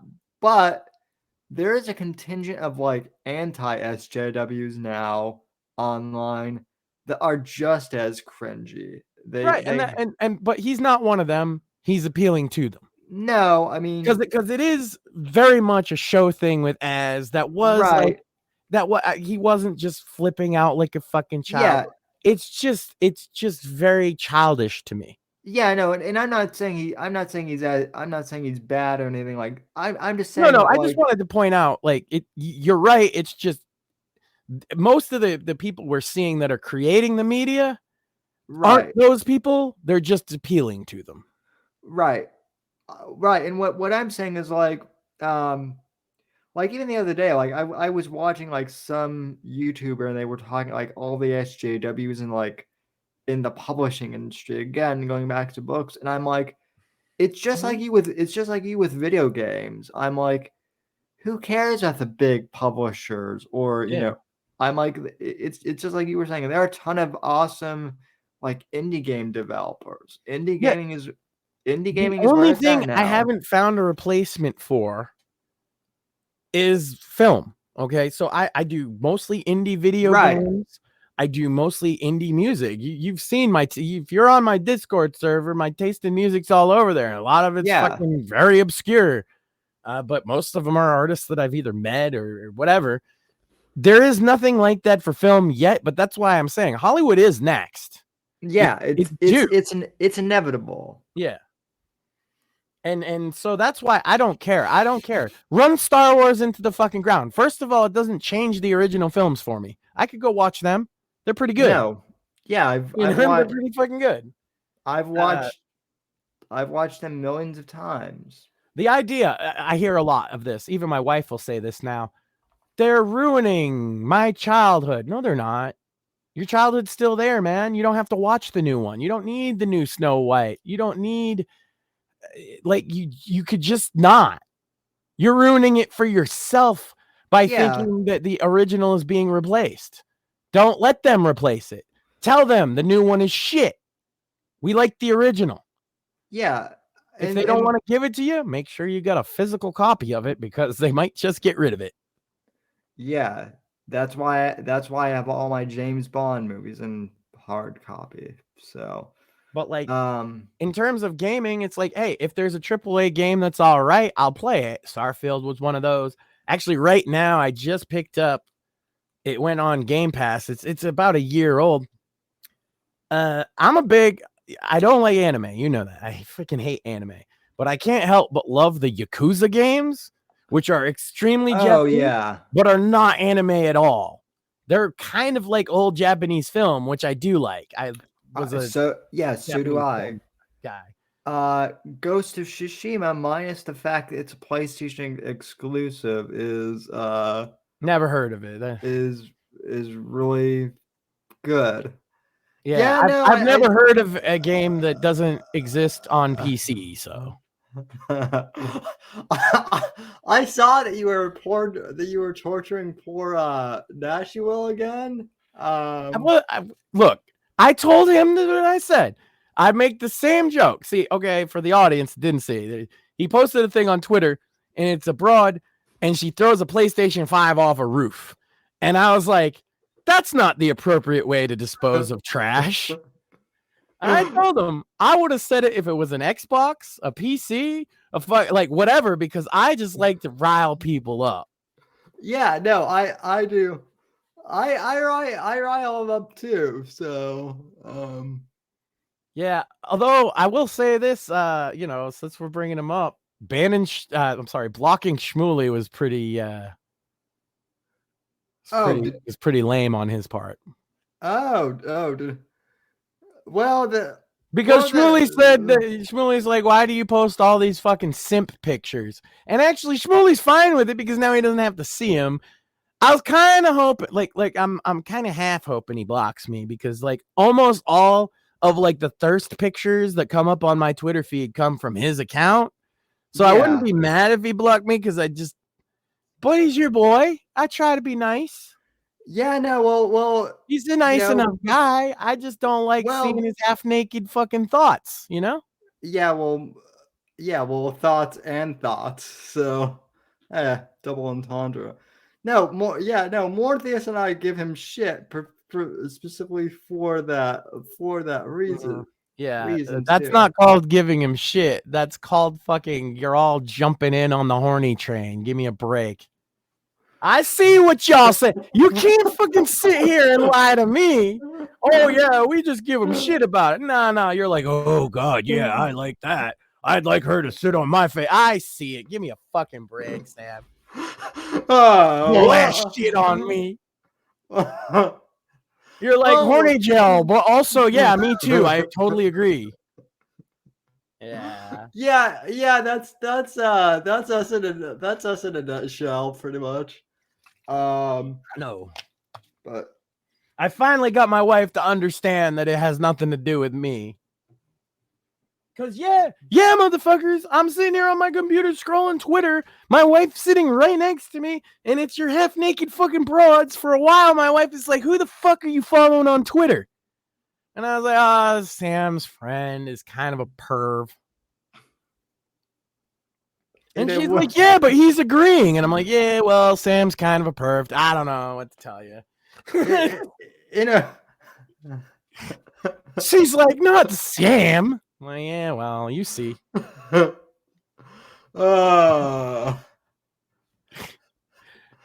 the best part, is that like her illusion of who Sam was shattered in a moment. She was like, wait a minute. He's a perv. Aw. I'm not as bad as Louis C.K. I will say that. But well, wasn't he the one that was like jacking off in front of our broads and they tried to cancel him? Yeah. And honestly, well, if you go up to his apartment for drinks, there's a little bit of consent involved, is all I'm saying. A little bit. Yeah, no. I bring him up because I got shit for defending him, like, and I didn't really defend him. I was just like, really, are we gonna, because people making the comparison between him and a Harvey Weinstein, because it was and it was like, okay, can we not like make every instance like equivalent to Harvey Weinstein? There are levels to this shit. So I don't even think there's a level of it. I think that was just nobody else's fucking business, to be honest with you. Well, I think it was some broads chasing clout. Well, yeah, there's that, because he's you know, he, like or not, he is probably the most successful. Also, it's funny you mentioned the whole indie thing, because as far as like Connie goes, he's one of the ones who like made indie like stand up a whole thing, because after he got canceled, he basically like put all of his old specials up on his website and he's made a killing. So yeah, we should point out there's a whole indie comedy scene that's derived. Like Jim Norton does a lot of cool shit. Nick DiPaolo. Yeah. You know. Oh my God, I love Nick DiPaolo. Yeah, Nick. So. I've been following both of those motherfuckers since they were on Tough Crowd with Colin Quinn back in the day. Oh yeah. Oh, you're a fellow Tough Crowd fan. I mean, I've seen all this stuff on YouTube, but yeah, I used to watch it. Yeah. And everybody else was watching The Daily Show, but they'd have that on afterwards. If you were even mildly conservative or libertarian, it was much more up your alley. Yeah. I mean, I love Nick DiPaolo. I don't like the fact that he's partnered with Crowder, because I'm not going to subscribe to Mug Club, but you know, good for him, I guess. So I would have said Crowder, but I don't consider him comedy. I consider him politics. Yeah, he's not I mean, I'm not like, it's fashionable to hate Crowder. I don't really. I'm apathetic. I don't care. Yeah, I don't watch it. I don't find him particularly funny, but sometimes he makes good points. The change my mind thing was a good idea, but it doesn't belong to him anymore, if that makes sense. Yeah, I'm kind of apathetic on him too. In fact, like, it's weird because He's like good for Rumble though, so he's great. Yeah, as far as that. Well, see, like you mentioned that you're contrarian, like in a lot of ways. Like I feel like Steven Crowder being hated on is kind of like the thing now. So like, yeah, me being apathetic is kind of like me being a contrarian. No, because contrarian would be like we love him, but we're not like that's what I feel like. Yeah. Contrarian would be like, oh, let's defend the fuck out of him. Ironically, nah, like I don't know that shit with his wife. It's like I don't care to get in the middle of somebody's bitter divorce, right? Yeah. Like That was like Mersh's entire thing for a while though. probably. And I know Mersh got into it with fucking Adam Krigler today because Krigler doesn't know who the fuck he is. No, Merch got. I guess He Merch calls him got, Marsh because he's like because he knows Royce and he likes Royce and he went on ROTC, but then somebody asked him about Mersh and he's like, oh, who's that? And now he calls him Marsh because he just doesn't remember because he remembers having an interview with Royce and all the Mersh. I guess all 5 of the Mersh fans are really upset about this. Well, Merch got canceled by. I'm not making this up. Merch got canceled by the group of like cat. Merch got canceled by Cat Tube. Basically, is there any group out there that doesn't hate Mersh at this point? I guess Steel Toe. Yeah, which I didn't even know that I didn't even know what Steel Toe was. The only reason I know what Steel Toe is because Pod Awful did an episode. Same. And I still don't really, but I know I don't like it. You know what I mean? I know it's really bad. This motherfucker's out there with for the audience that isn't aware, this motherfucker, he does what he calls a morning show because he used to be on the Real Radio. He's a failed radio guy. I'm a failed radio guy, but we're not pretending to do, hey, it's Sammy and the Max on 104.2, and then play like a toilet flushing sound effect. Like, we're not that. Okay. That kind of radio is long since dead, but that's what he is. That's what he does. And then every like 10 minutes, he pulls a literal beggar's dish out and starts demanding that if you don't pay him, they're not going to do an extra hour of show. And Jesse of Pod Awful rightly pointed out he should do the experiment in the other way around and say, as soon as we hit the goal, the show's over. We should do that sometimes, man. No, we should put up $100 goal and say if you hit the goal, we will immediately stop the show.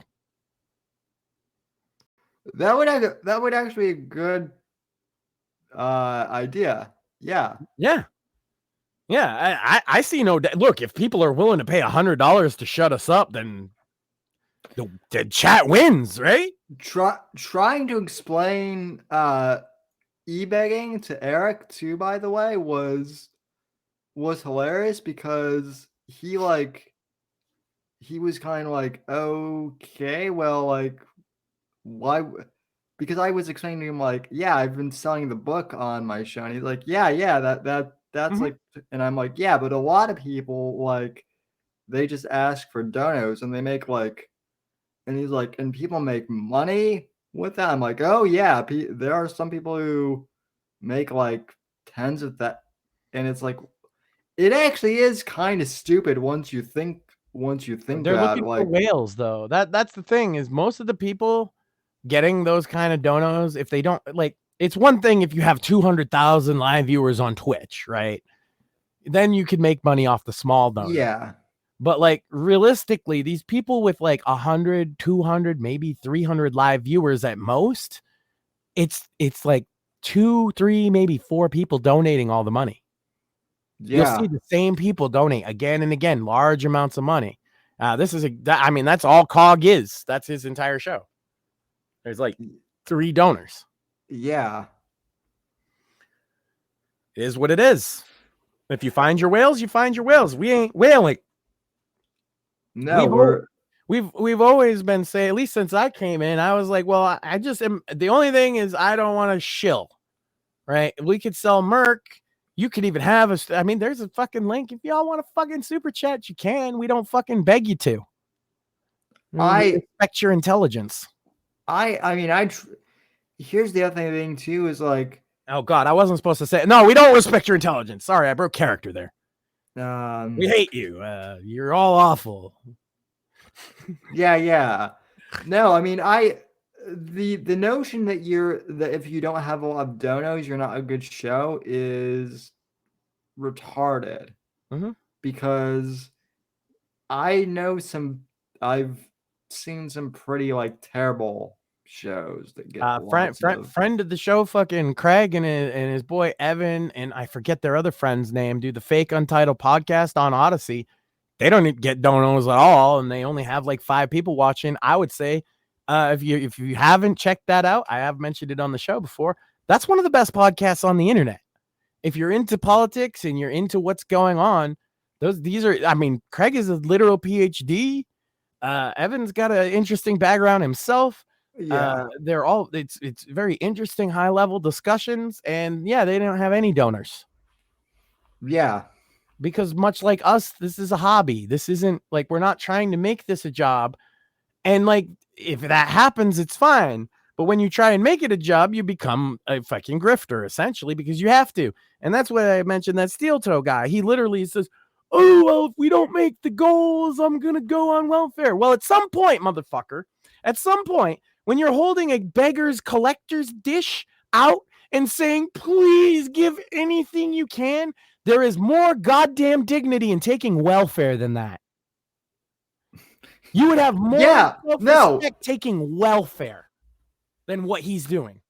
Yeah, that actually is an like legit point. Is like, and I think that was one of like, whatever form it may take, right?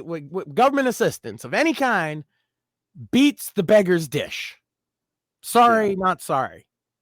Like, because other people will respect you more on welfare than on the internet with your beggar's dish. Yeah, and that was kind of Porcelain's point with the merch documentary. In a nutshell, basically. And the only reason he has to do that is this guy, no radio station wants him. Well, yeah, that's not a problem I share. I've turned down deals over the years. Yeah. Well, I mean, I got told I was too young to do radio, pretty much. I didn't. The thing is they're really desperate nowadays. There's not a lot of people going into communications that end up filtering through into like radio DJ status. So that's why this guy would have got a shot to begin with. And even in a place where they're desperate for anybody who like knows how to do the job, they don't want him. That tells you everything you need to know. Yeah. If 101.3, The Rock doesn't want him for their morning show, even though they can't find anybody. At this point, they'd probably hire an AI instead of him. I just kind of feel like podcasting has taken over. Like, why are people trying to do? I mean, I get it because I like radio still in some ways myself, but like the boomers. It's the boomers, man. It's the same reason we still have over-the-air broadcasts of television. Oh yes, that's right. My parents' generation. Boomers and older don't want to switch, and it's like when they switched to digital antenna television, it actually left a large segment of boomers behind that absolutely refused to get a new TV or whatever. So their TVs just stopped working at some point. Yeah. Yeah, like we're not getting rid of like the morning radio zoo. And it's not even just the radio. You got to understand, it's that particular formula of the morning zoo. They're all Opie and Anthony or Howard Stern ripoffs, all of them, but worse, with more drops like, toilet flush, ha ha ha ha, oh, we're gonna flush the toilet, ha ha ha ha ha. Now a fart sound effect, and here's an orangutan, or like, oh, good morning, it's Sammy and the Max on 101.1.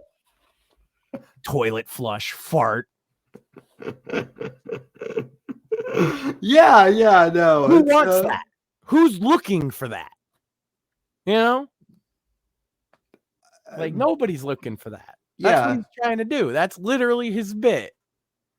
Ugh. That's Mersh's bit too, really, if you think about it. Yeah.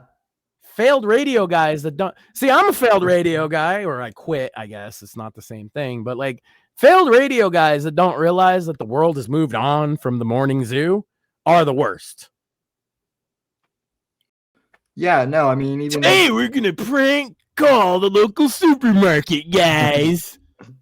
and they call on the supermarket. It's like, hello? Is your refrigerator running? Like, come on. Like, who gives a fuck about morning zoo shows in 2023? Got bigger fucking problems. There's our April Fool show. Sammy and Max. I didn't even know that there were I didn't even know that there were morning zoo shows still around. It's all there is. All of them are. They're all that.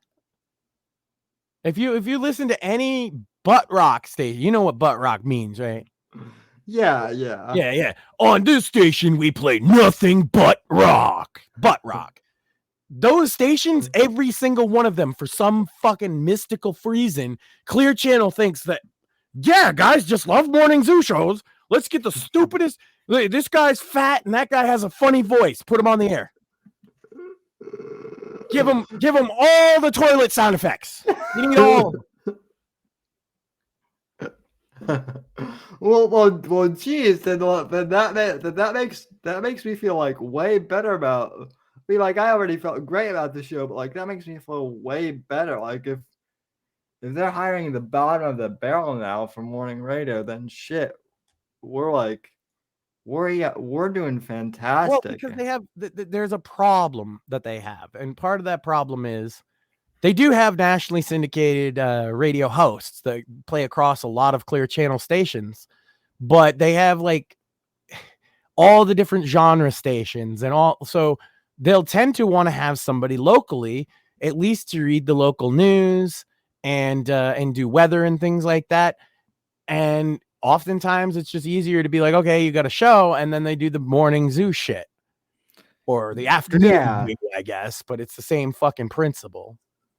That makes sense. They all want to be Opie and Anthony. None of them are as good as Opie and Anthony, and Opie and Anthony wasn't as good as you think they were. That's the edgy opinion that people will be mad about, but it's true. Opie and Anthony were not as good as you think they were. No. You go back now and you re-listen, not just to the famous bits. That's the mistake people. Oh, Howard Stern was great. Do you remember Fart Man? Yeah, but do you remember all the other fucking shows that he does that were uninteresting? I do. I was listening because I was working and it was the station that all the guys wanted to listen to. Yeah. And if I sat through Howard Stern, I could get them to put Rush on. So I did. Yeah. I would have rather been listening to Imus any day, but that's boomer shit. Kids don't even know what that means. Yeah, Imus was way better than Stern. Yeah. So.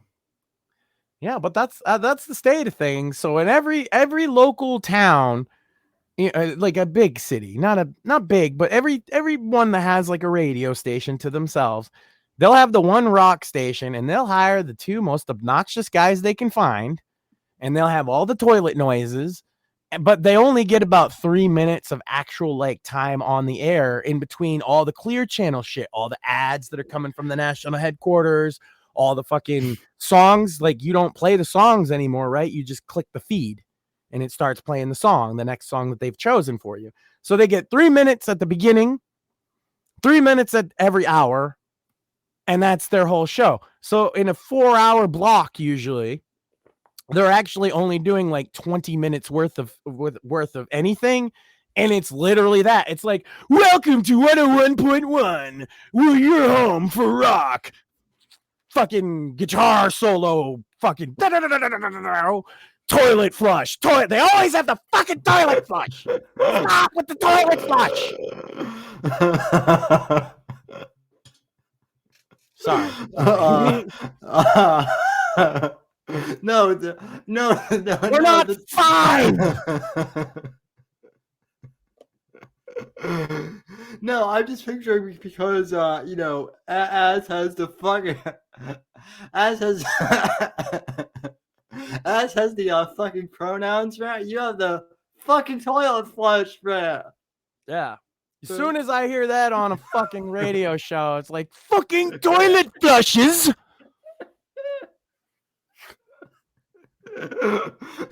Yeah, I mean, top. The only one I give a pass on it is Jesse, because he knows what I know, and he's doing it ironically, and we're about to do it. Oh man, Sam, April Fools, Sammy and the Max, 101.1. That's gonna be the show. You bet your ass. Yeah, no. If we actually did like it, well, and then the thing with it is like all of the radio guys like look really disheveled, like really disheveled too. I don't know if you like Anthony Cumia actually looks good now compared to like, and that's not saying much, but like he looks good compared to like what he used to look like on. Well, but now they're just hiring these. Like literally, it's like everyone has to have a fat guy. I'll look up. I'll come in next week and I'll give you a list of like nationwide. Maybe I'll even bring in some clips to illustrate what I'm talking about. But nationwide, there is like Archie and the Fat Man, and like there's always a fat man. They might not call him the Fat Man, but there's always a fat one, and there's always one with a funny voice. That's it. That's the formula.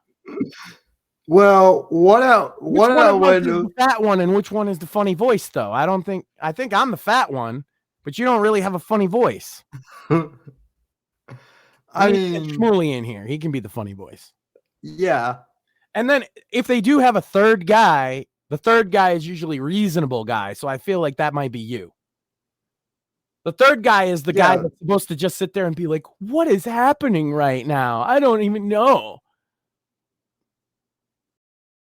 Yeah, what about when your entire show though is just all fat and like guys with goofy voices though? Well, no, that's called a podcast.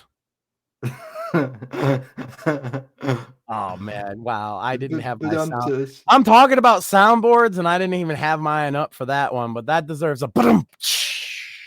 Yeah, no, and that's the thing. It's like all these like I've interviewed some of the guys who have like tried to like do morning radio like into a podcast, and it's awful.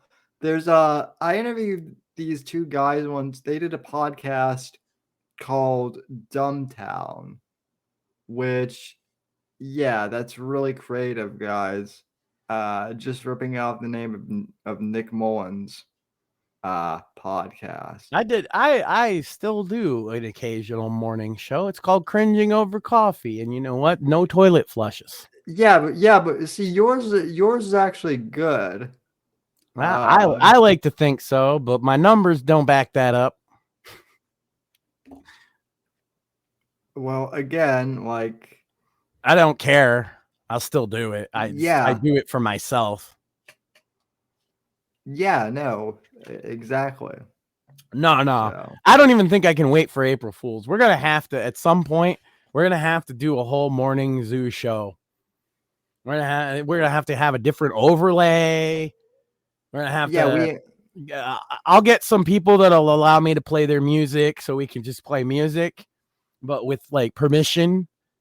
because I don't like to fucking pirate artists, especially ones that I know personally. We could also like talk we could also talk loudly and obnoxiously over the music. Exactly. That's the whole point of the music is you let the first like minute and a half of the song play, and then you're like, and the song's still playing the best part that everybody really likes, and they all sing along, and you're like, I heard today that blah blah blah blah blah blah blah blah blah blah blah blah blah toilet flush. That was actually my introduction into the Doors. Believe it. Oh God! God! Not, was I was like, hey, try to hide toilet flush. Yeah, I was listening to LA. I remember the first time I heard LA Woman. I was really digging it, and then the schmuck was literally did like she came in town about an hour ago. Dun, dun, dun, dun, toilet flush. Sorry. It's just like that's the state of this shit. No, they wonder why nobody listens to it. No, imagine you get to the part where Jim's doing Mr. Mojo Rising, and then the guy proceeds to do like an ad read for a restaurant over that part too. It's that's like why do that? So because Corpo radio has been ruined by Clear Channel from top to bottom. It's not even because people have moved on. It's because Clear Channel ruined the radio for most people who actually were into like radio shows. I mean, part of it was Howard Stern leaving and going to satellite. A lot of people were kind of just done with terrestrial radio as a like religiously listening every day. And then it became I'm going to flip the dial, and whatever I leave it on, I'll leave it on while I'm working, or during my commute or whatever. Well, but they lost a lot with Howard Stern leaving, and then Opie and Anthony being gone, and Anthony can't carry a show by himself. Sorry, not sorry. But then they were replaced with all these guys that want to be either one of them that weren't nearly as good. And Clear Channel came in and said, okay, but here's the problem, guys. You're too raunchy. Right? So then not only were they all cheap knockoffs of Opie and Anthony or Howard Stern, but they weren't allowed to be edgy. So what you're left with is corpo dad joke edgy. And nobody's into it. Yeah, which toilet flush emoji.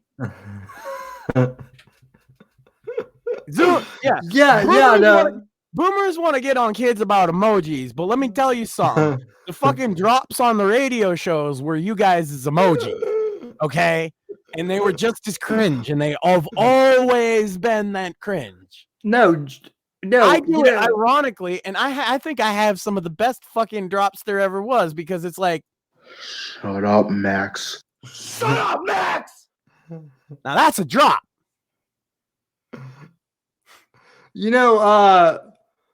Jim Cramer, who did Mad Men, that was literally his whole bit. He gave horrible financial advice, but nobody noticed because he would always disguise his horrible financial advice with like No, you got it all wrong. Like, we used to love Jim Cramer because he gave the best financial advice. See, what you do is whatever Jim Cramer says, do the opposite, and you'll make money. 100% of the time. Not even a joke. Yeah. There's no punchline there. If you listen to Jim Cramer, do exactly the opposite of what he tells you, you're going to make money. Well, but see, nobody pays attention to what he actually says because that's their mistake. That's how you get some good insider tips. Well, no, because anything he endorses is fucking toxic. Because he crams like 95 cowbells or cow mooing sounds into it worked for him. Like, look, he brought the morning zoo to financial advice, and now he's more famous. What other financial guy is as famous as him? It worked. There isn't one. Yeah, it worked. It's fucking cringe. He wouldn't have gotten away with it if his career like that started now. But his main demographic were boomers that already liked morning zoos, you know, but have money to invest because they're a little older now. Yeah. No, that makes sense. Morning zoos were always for boomers and Gen Xers. They've never, like, millennials didn't really gravitate towards it. The closest, you'll find a lot of millennials that liked Opie and Anthony, but that's about it. That's like the end of it. Well, Glenn Beck started out as like a morning zoo guy. Most people don't know that, but that was how Glenn Beck started off. Was as like nobody knows that because nobody cared about that morning zoo, and that's what I mean. There's not been one, like, there's been people that have come through that kind of system and come out and made a career out of it, but like you ain't gonna get the Howard Stern used to get like 30 million listeners daily, right? Yeah. Opie and Anthony used to get like 20-25 million listeners daily, right? Yeah, Rush, you ain't doing that anymore. That's never gonna happen. Yeah, well, talk radio has pretty much died since Rush died. So it was already on its way out long before he died. That's for sure. That's why he moved into other arenas early on. You know, he understood this. You know, that's why he had his website with like full episodes, and he did for a while he did the TV show that would do like a 30-minute recap of his show. Yeah, I did. I was a Rush 24/7 subscriber back in the day. Yeah. So yeah, he saw the writing on the wall. But like politics on the radio lasted long. You know what's the only thing on the radio now that draws numbers? Sports. The morning sports shows do really, really well. The sports related, but only there's a caveat to that because it's only the local stuff. So if it's New York station, they're going to cover all the New York teams. That's going to do really well in New York. But if you played that same show in fucking Denver, they don't care. Right. Right. So even that, there's a fucking cap on it. There's no way to the top through radio anymore. And that includes for musicians as well. You would much rather get an endorsement deal from Apple than your song played on the radio. Put it that way. Yeah. Well, I mean, a lot of the independent artists I know don't even try to do radio. They want promotion on Spotify. Yeah, I mean, that's probably a good idea because the radio is never going to play them. Right. Yeah. I can promise you they'll never get played. Like Tom McDonald is never going to get played on the radio. I don't care how successful and popular and how many number ones hits he has. It ain't going to happen. He's not part of the system. No. Nope. Like, you have to, like, I hate to break this to anybody and break the illusion, but somebody's paying to get these songs on the radio. It's not just, the best song gets played. It's who gives us money to play their fucking shit. And that was true when I worked there too. It wasn't just Clear Channel. This is how radio has been since the 30s. If you want your song played, you got to fucking payola. And it's not a secret. And by the way, most of this shit was run by the mafia up until like the 80s. So if you didn't pay your payola, and some local DJ played the song anyway, he might get his legs broken because you owe 20 grand to the mob boss who's partially in charge of this radio station. Like, it was all scummy. It's so much better that like with the internet, we've opened it up to where you can do anything you want. But that has led to, instead of the toilet flushing morning zoos, the hand outstretched Mersh cog steel toes. What if the three of them just combined and congealed into one, like, mutant?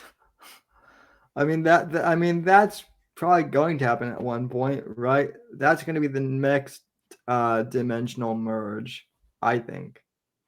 All right. And at that, I will say that for the genre, DSP does it better than all of them. because DSP understands, even if he doesn't like seem like it, even if he says the opposite, he understands where his bread is buttered. And he knows that the detractors, quote unquote, actually are responsible for most of the money he's making.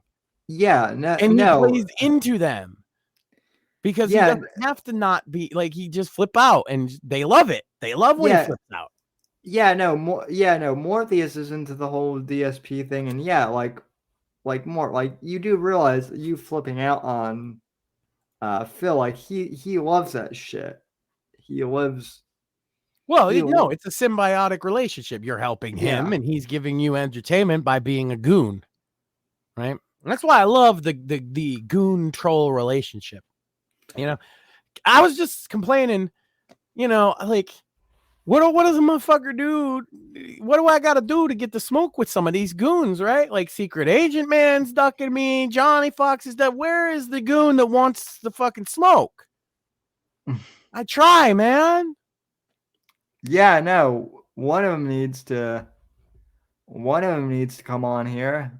So, or not even come on, but like, you know, let's duke it out. Let's meme it up. Let's fucking have some fun. The problem is they don't find it fun. And that's the thing, is like the same people that don't find it fun that you're poking fun at them, like Johnny Fox, for example. I was poking fun at Johnny Fox. I was very low key about it. His response was to dox me and my brother and accuse my stepfather, I guess, of being a pedophile. And I'm like, I hate to laugh, but that sounds laughable. I'm like, well, if he was, I would say so, you know. I wouldn't defend the guy because I haven't spoken to him since 2009 and I hate his guts. He's not a pedo, though, unfortunately for Johnny Fox. And also it was like, haha, Johnny Fox, you have a funny voice. And he was like, your dad rapes kids. Okay. Wow. You come off sane, brother. By the way, I have that all archived. He says he didn't say that, but he definitely did that. 100% he did that. All because I was like, wow, you're a little cringe. And then he threatened to sue me. He said this is my favorite part. Anybody who's fucking known anything about me for 5 seconds knows I am very vocally from Massachusetts. Johnny Fox was like, I've got a lawyer in New York City on retainer to file again because he thinks we're from New York for some reason. And I was like, oh, well, here's the thing. You're either lying because that would be expensive, a New York City attorney on retainer because some guy's making fun of you on the internet. So I hope you did do that because that would be funny. But I don't live there, so it's a waste of money whether you did or you didn't. That's stupid. You're not suing me. And I've been saying this all along, and I stand by it. Now he's got this big channel again. Oh, he's doing commentary community shit. He's talking about how bad Boogie is in DSP. Let me tell you something, Johnny Fox. I'm still waiting for you to sue me, bitch. Sue me, bitch.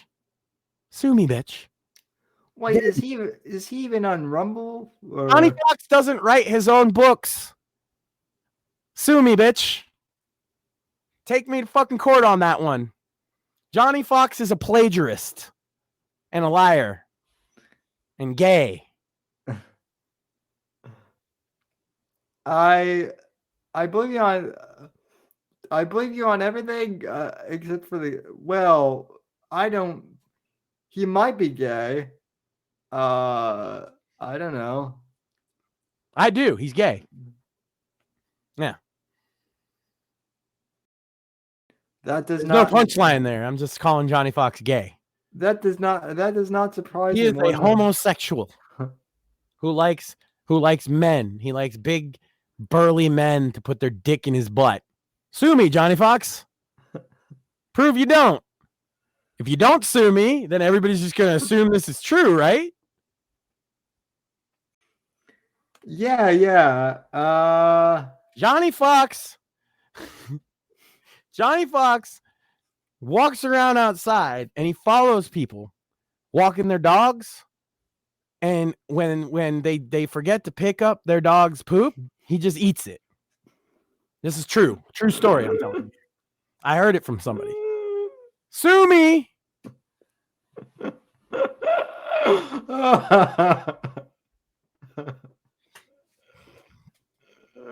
Oh, well, yeah, the whole thing of I'm gonna the whole thing of I'm gonna I mean Merch started to sue Alan Powell. Alan's still waiting for that too. Hell, You got to be proactive like this. You know, you really gotta make shit happen. I've left Johnny Fox alone for like a year. You know how many people want me to continue fucking with Johnny Fox? Like, nobody watches my Dave content. By the way, if you don't watch the Dave content, but you watch the Johnny Fox content, you're fucking retarded. Dave is hilarious. Anyway, they want it. And I want to smoke with somebody. I've been looking for a fucking fight with some of these internet people, you know, but like everybody fights with Ralph or fucking, Cog or like all these, like, I try to find at least original people. Ralph is boring. Yeah. And I mean, well, you know what's going to happen if you get into a sissy slap fight with him. Yeah. And it's not going to be exciting or interesting except for the people that like that. For the people that like that kind of thing, it's the kind of thing those people really like, right? But for me, no, I was into it with Johnny Fox just lying. He would just lie about everything. I sold 100,000 copies of the book that I totally wrote myself. Yeah. 100,000. Meanwhile, oh, Sam, you've only sold 40. And I'm like, yeah, that's pretty good. That's pretty fucking, again, 90% of publishers, Random House publishing authors don't sell that many. So you're outselling authors that actually have a contract. Yeah. No, Secret Agent Man and Johnny and then Dice Golden, I can't fuck with him anymore. He's kind of graduated from that. He's an esoteric guy. Again, if you don't know any of this stuff, Cringing Over Coffee, check out the Odyssey. Like, you think Dave's not funny? Go watch the one where he yells the N-word at his black neighbors through a bullhorn. Dave is hilarious. Or how about all of his Omegle shits lately? My God, he goes on Omegle and he's just like, he's so inept at like social interactions that it's the funniest fucking shit I've ever seen. But no, Johnny Fox, look, I am a man of the people. And Johnny Fox, I got to do something. And like, I could just point out his videos and say how bad they are.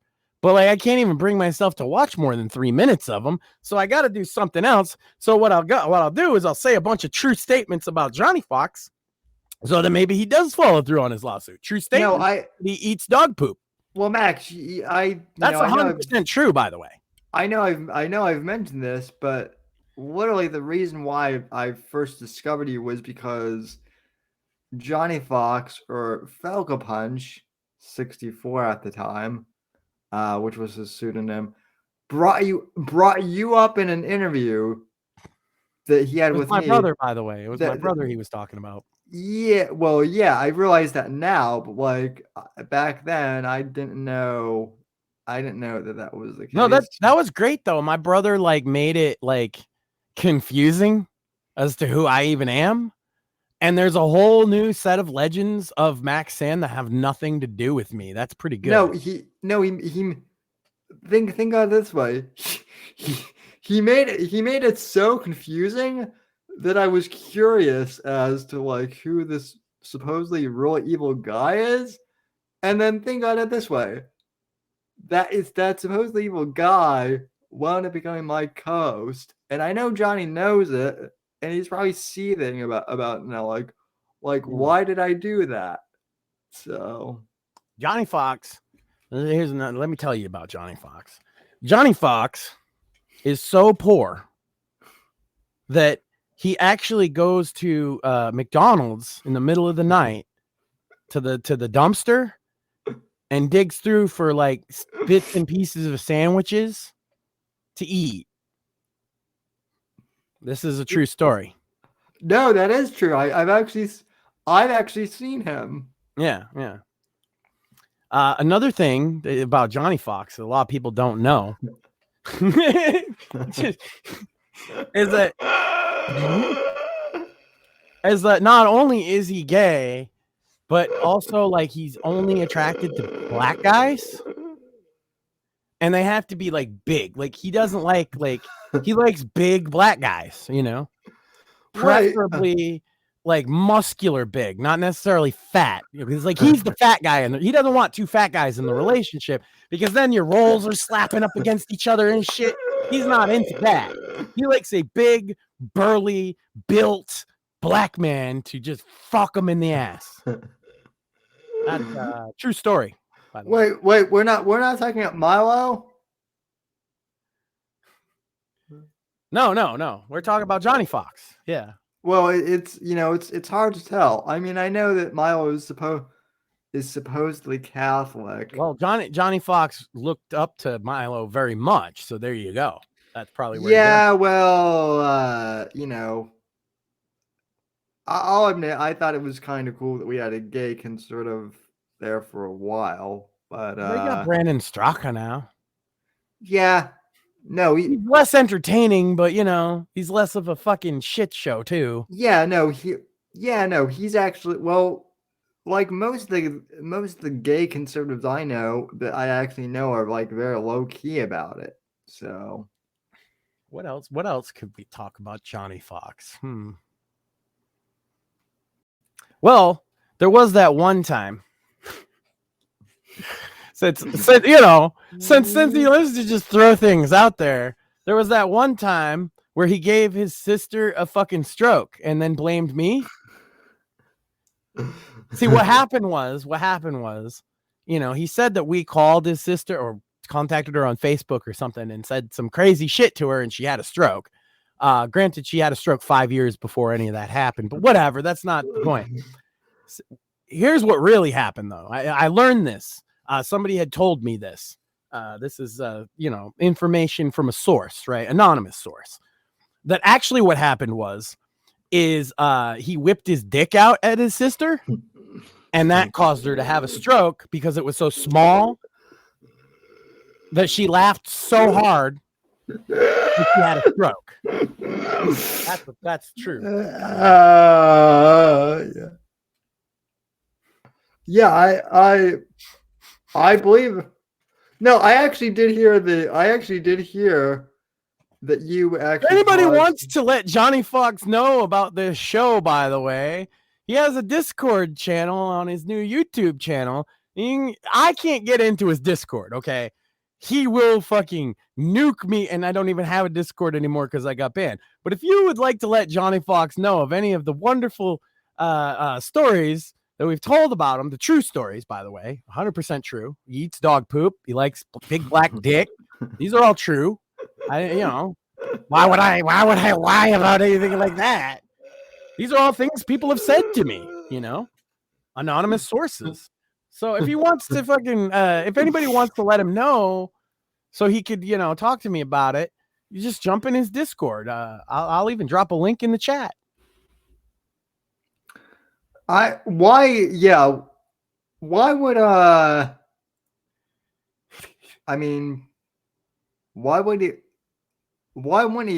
he listen to this show? Yeah, it's a good show, and we just got nothing but some truth. In fact, he's just put up a video about DSP a couple hours ago. So yeah. I bet that's really riveting. Yeah, it's almost like DSP Junior talking about DSP. Let me get this link for chat. Again, everybody who wants to just jump into this chat here. The server is called the Blue Moon Saloon.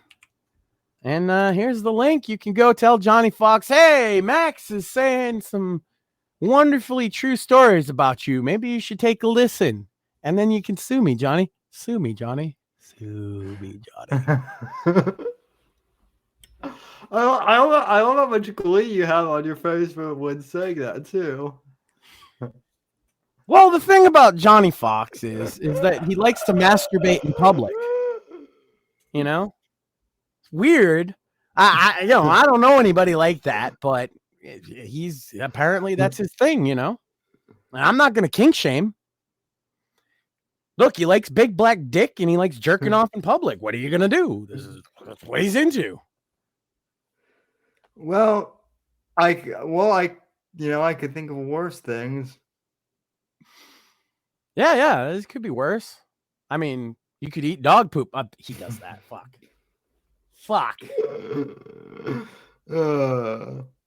Or you could just be an unfunny loser. You know, like him. Or you could be a plagiarist. Also, yeah, he's done that. That's that's the one I really want to hammer home. John Faulkner is a plagiarist. There we go. Sue me. Well, that's how he came up in this conversation to begin. And you know what's funny about that, Sam? He's gonna hear that, and he's gonna say, "Oh, Max doxed me. Max doxed me." Don't buy it. Johnny Faulkner is not his real name anyway. He pretends that it is so he can play victim. Then he says that that's his name, and if you repeat it, he says you doxed him, but it's not his name. That's why. Yeah. Just to be clear, I didn't dox him. I know his real name. I know where he lives.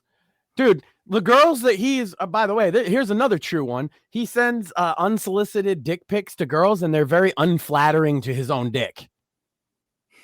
I've seen enough Johnny Fox dick pics for one lifetime, and I'm going to tell you, you know, there's a certain meme in certain circles of under 5. Try under 4. And I just don't get why you would send a dick pic. Not only that, but if you're really fat, you don't just like, I'm going to lift my gut with one hand. Let me tell you, chat, this is what he does. I'm going to lift my gut and hold it out of the way with one hand. And then the other hand, I've got the camera and take a picture and then send this to women. Let me just say, and if he wants to, this is the great part. If he wants to sue me, then I'm going to bring these pictures into court. Because this is 100% true. So what? Yeah, dudes. So if he wants the pictures of his small dick while he holds his fat rolls out of the way to be matter of public record, then please, by all means, Johnny, sue me, bitch. I wanted to pick a fight tonight. I feel good about this. No, let me just say this. Is there anybody else I should pick a fight with while I'm at it? Well, I've been up for one. It's been a rough month. I really need to get out some of this pent up aggression. And anybody else? Mersh also eats dog poop, by the way. I'd say he likes big black dick, but everybody knew that. Well, I can tell you that Mersh secretly has a crush on Jesse. The reason why Mersh... It's not a secret. Yeah, I mean, you know, Mersh was trying to enter Jesse's pants, and Jesse was like, "Whoa, Hollywood Mersh, I'm a happily married man. Like, we don't need to be doing that." So that's the fucking ship we really need. We need to ship together Johnny Fox and Mersh. Oh, here's your morning zoo. Oh God, that show. 10 out of 10. Because one guy's got the always copy CD. I just don't like it. And then Johnny Fox is like, oh, you talk like a Muppet. And then the toilet flush. Well, does Johnny Fox like cat? Does Johnny Fox like cats? Well, No. sexually, yeah, of course, obviously. Yeah, I thought everybody knew that. That's a matter of public record. Johnny Fox fucks cats. Yeah.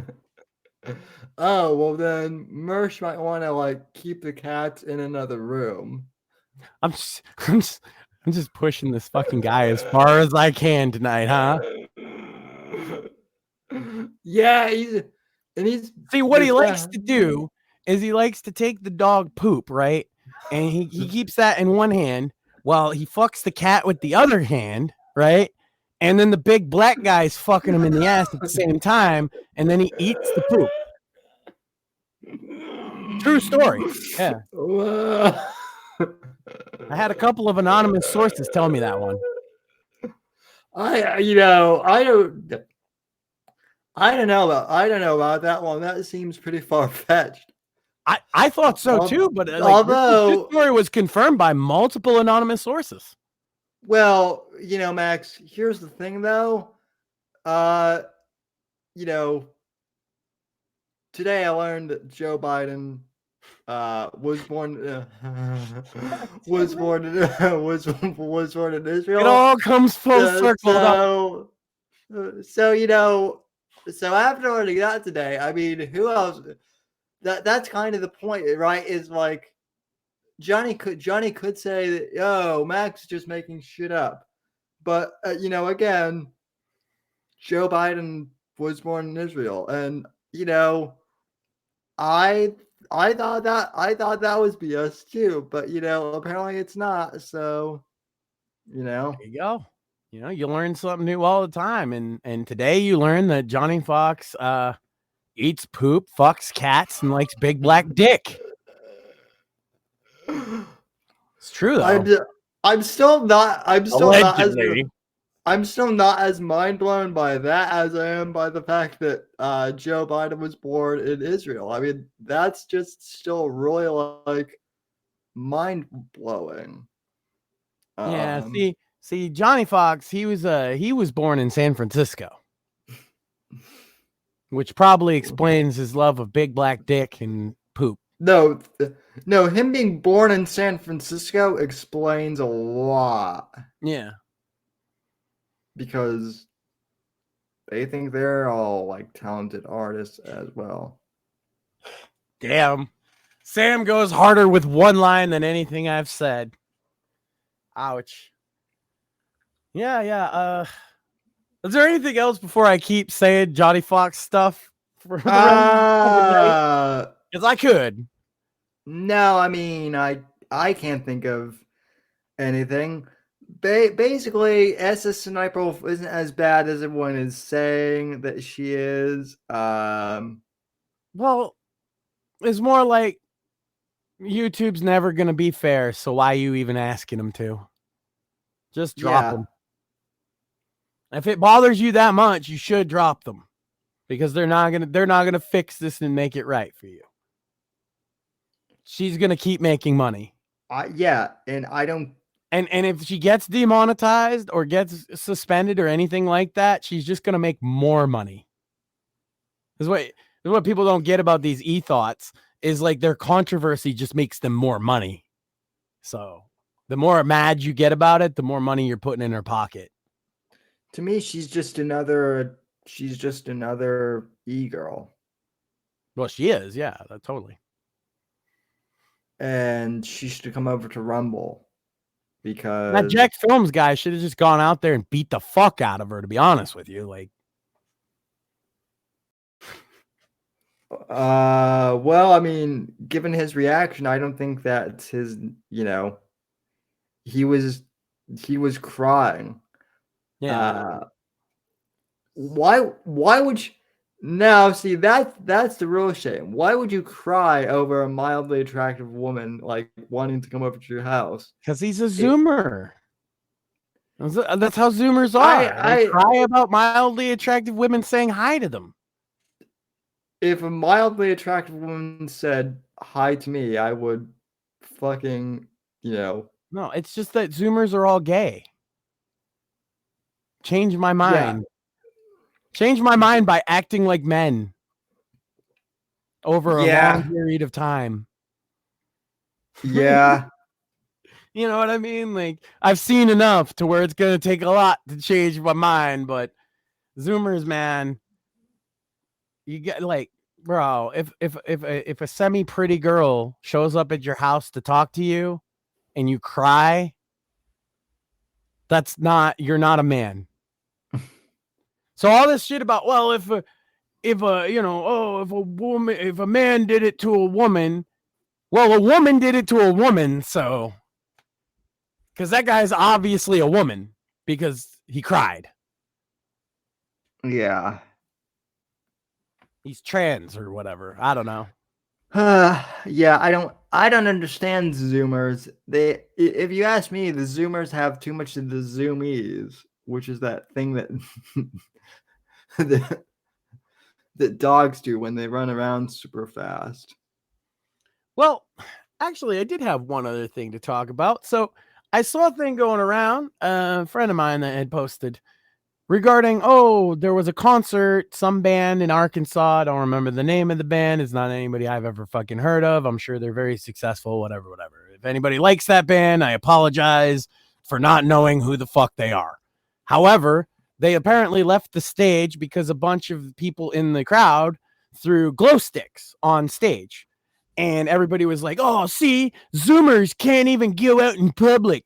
Bro, I've been throwing shit at concerts long before there were Zoomers.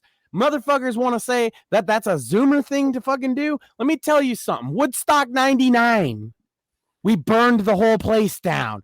Woodstock 69, they threw shit at Jimi Hendrix, okay? This is not new, and it's not unique to fucking Zoomers, and I will defend them on that one. In fact, throwing the glow sticks, did I tell the story on here about when I threw a can of beer at Pauly Shore? No, but you're my hero because I would too. Because okay, I'll give the brief version. It was Gathering of the Juggalos. Yeah, fuck you. And 2009, because I know somebody's gonna be like, oh, Max went to the Gathering. Yeah, I got a fucking ICP tattoo too. Fuck you. Like they're personal friends. Like fuck you. So at the Gathering, crazy wild place. It gets fucking raw, right? Me, my wife, and our friend, who all went together, we're sitting at the what is it? Like the place that sells food, right? They had, because it's a campground, so they got a little restaurant set up, whatever. We're sitting there eating food, and next to us sits down to, shout out, by the way, to the Dirty White Boys. They are fucking good friends, have been for a long time. Dirty White Boys see me, they come over, we're chitting chatting, and they roll up a blunt. They're from California, so it's a grade of fucking marijuana that I'm not even used to, okay? It was fucking crazy. And we're all smoking the blunt and talking, and my wife and my friend had been wanting to go see Pauly Shore since they heard he got announced. He was doing a comedy set in the middle of the night at a tent. DWB, the Dirty White Boys, Dirty and Delusional, are like, yo, Max, why don't you come with us over to the VIP bonfire? And I'm like, yeah, let's go to the VIP bonfire. You know, the one where Ice Cube's at, the one where ICP's at, the one where all the artists here are at. Yeah. Vanilla Ice, fucking the Cottonmouth Kings. Let's go there.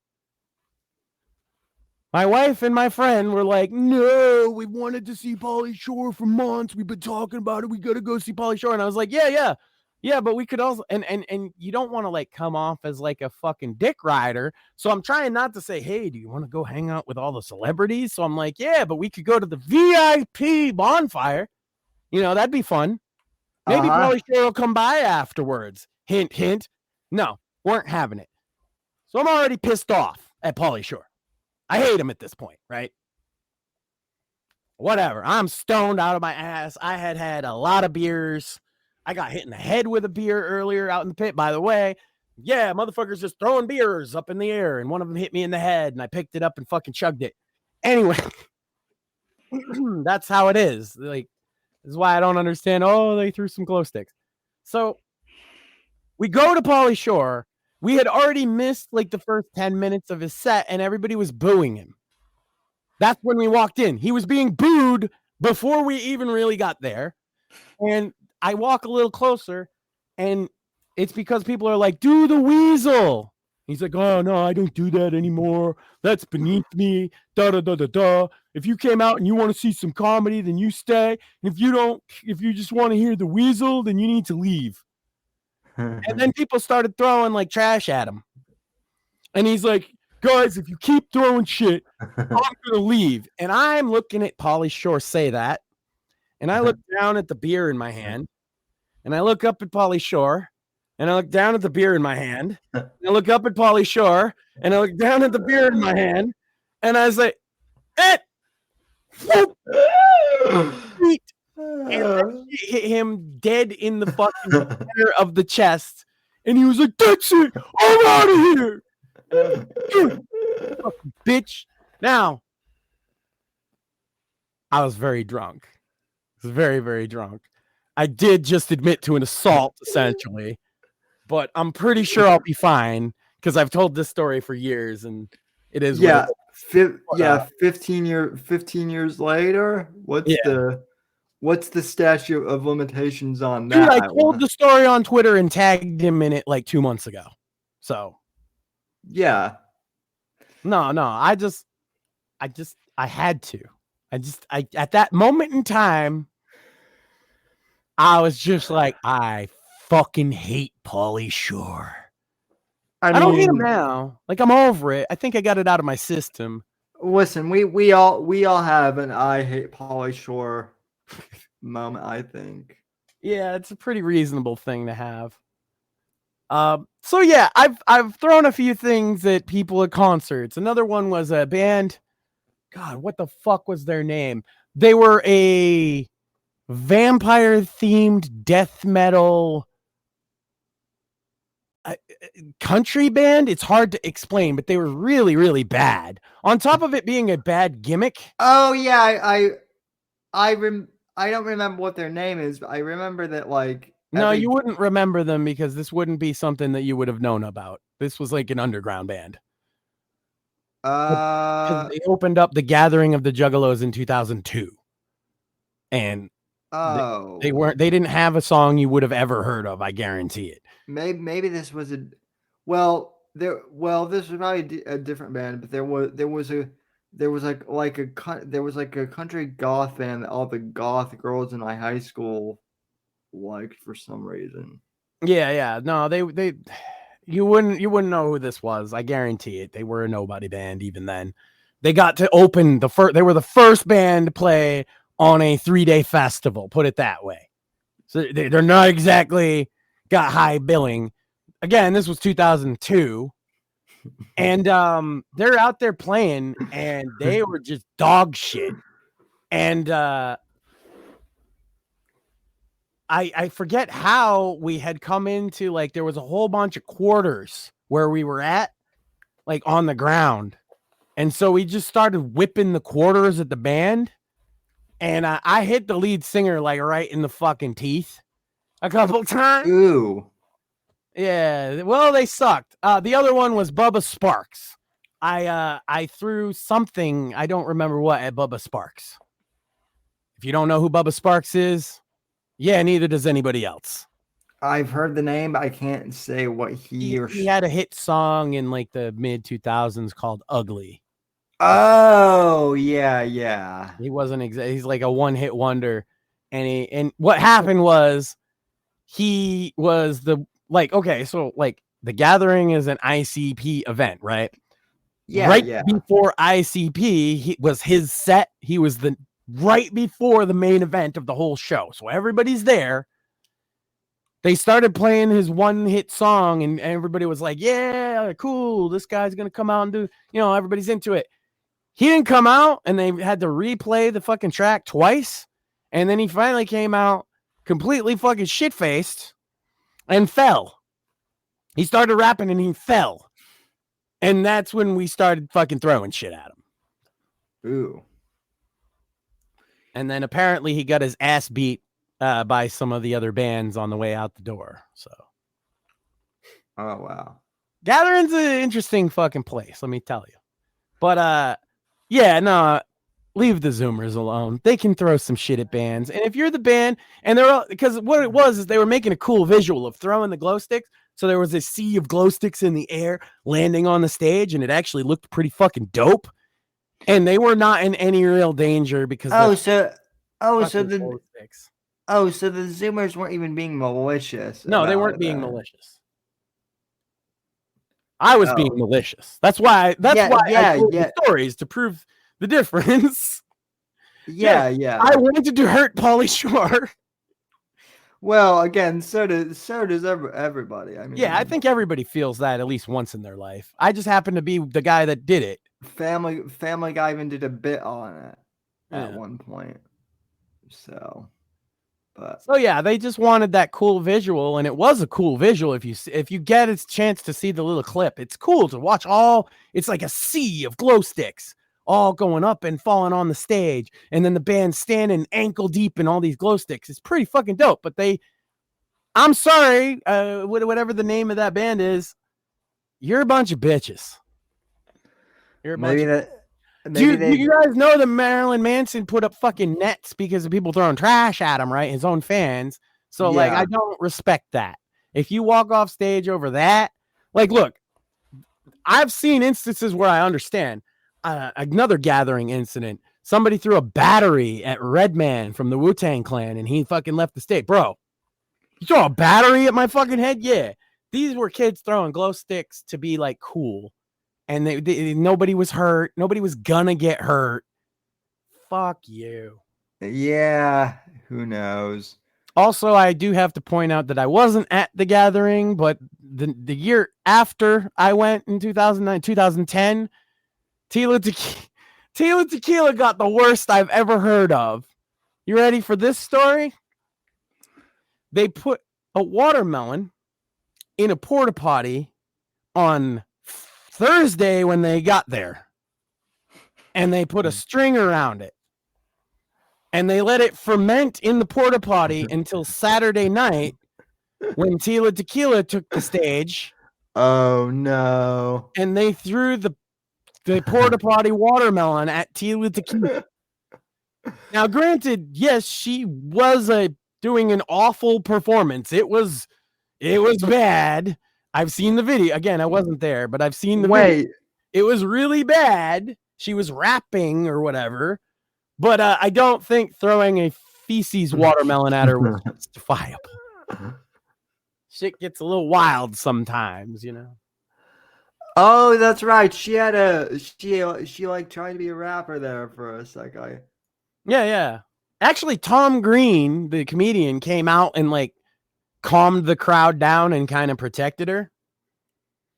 But yeah, they definitely threw a shit watermelon at her. Like, man, think of the amount of trouble they went to for that. It's not worth it, bro. It's not worth it.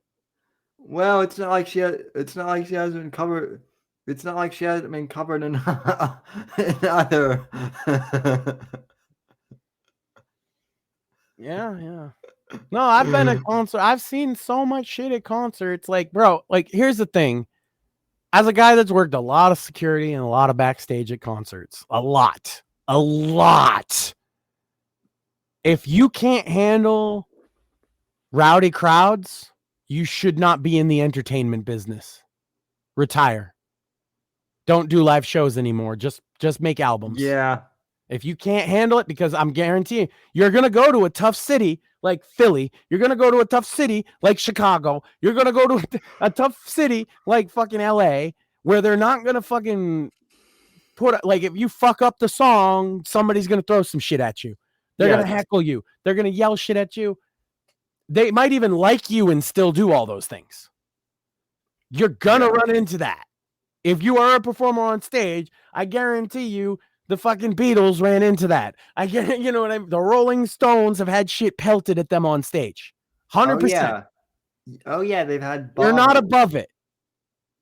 It Nope. happens to all of them. The greats have all had it happen.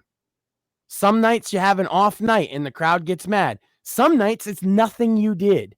It's just that literally you're in New York City and New York fans are fucking crazy. That's it. Something, you know. So if you can't handle that, you should not do live tours. And I know a lot of people that's what's weeded them out of the fucking business, actually. Yeah. I have friends that they were like, I can't take this. This is too much, even though it only happens once in a while. So, yeah, that's part of the gig. And it's not exclusive to like crazy rap or rock groups either. This happens to pop artists. Oh, it happens in country too. Oh, country country is a lot more beer bottles. You know, like beer bottles and country music, you know, that's... Yeah, my... Sometimes they be throwing cowboy boots. I've seen that in person. Country fans are fucking crazy. They get very drunk. Oh yeah, I know. I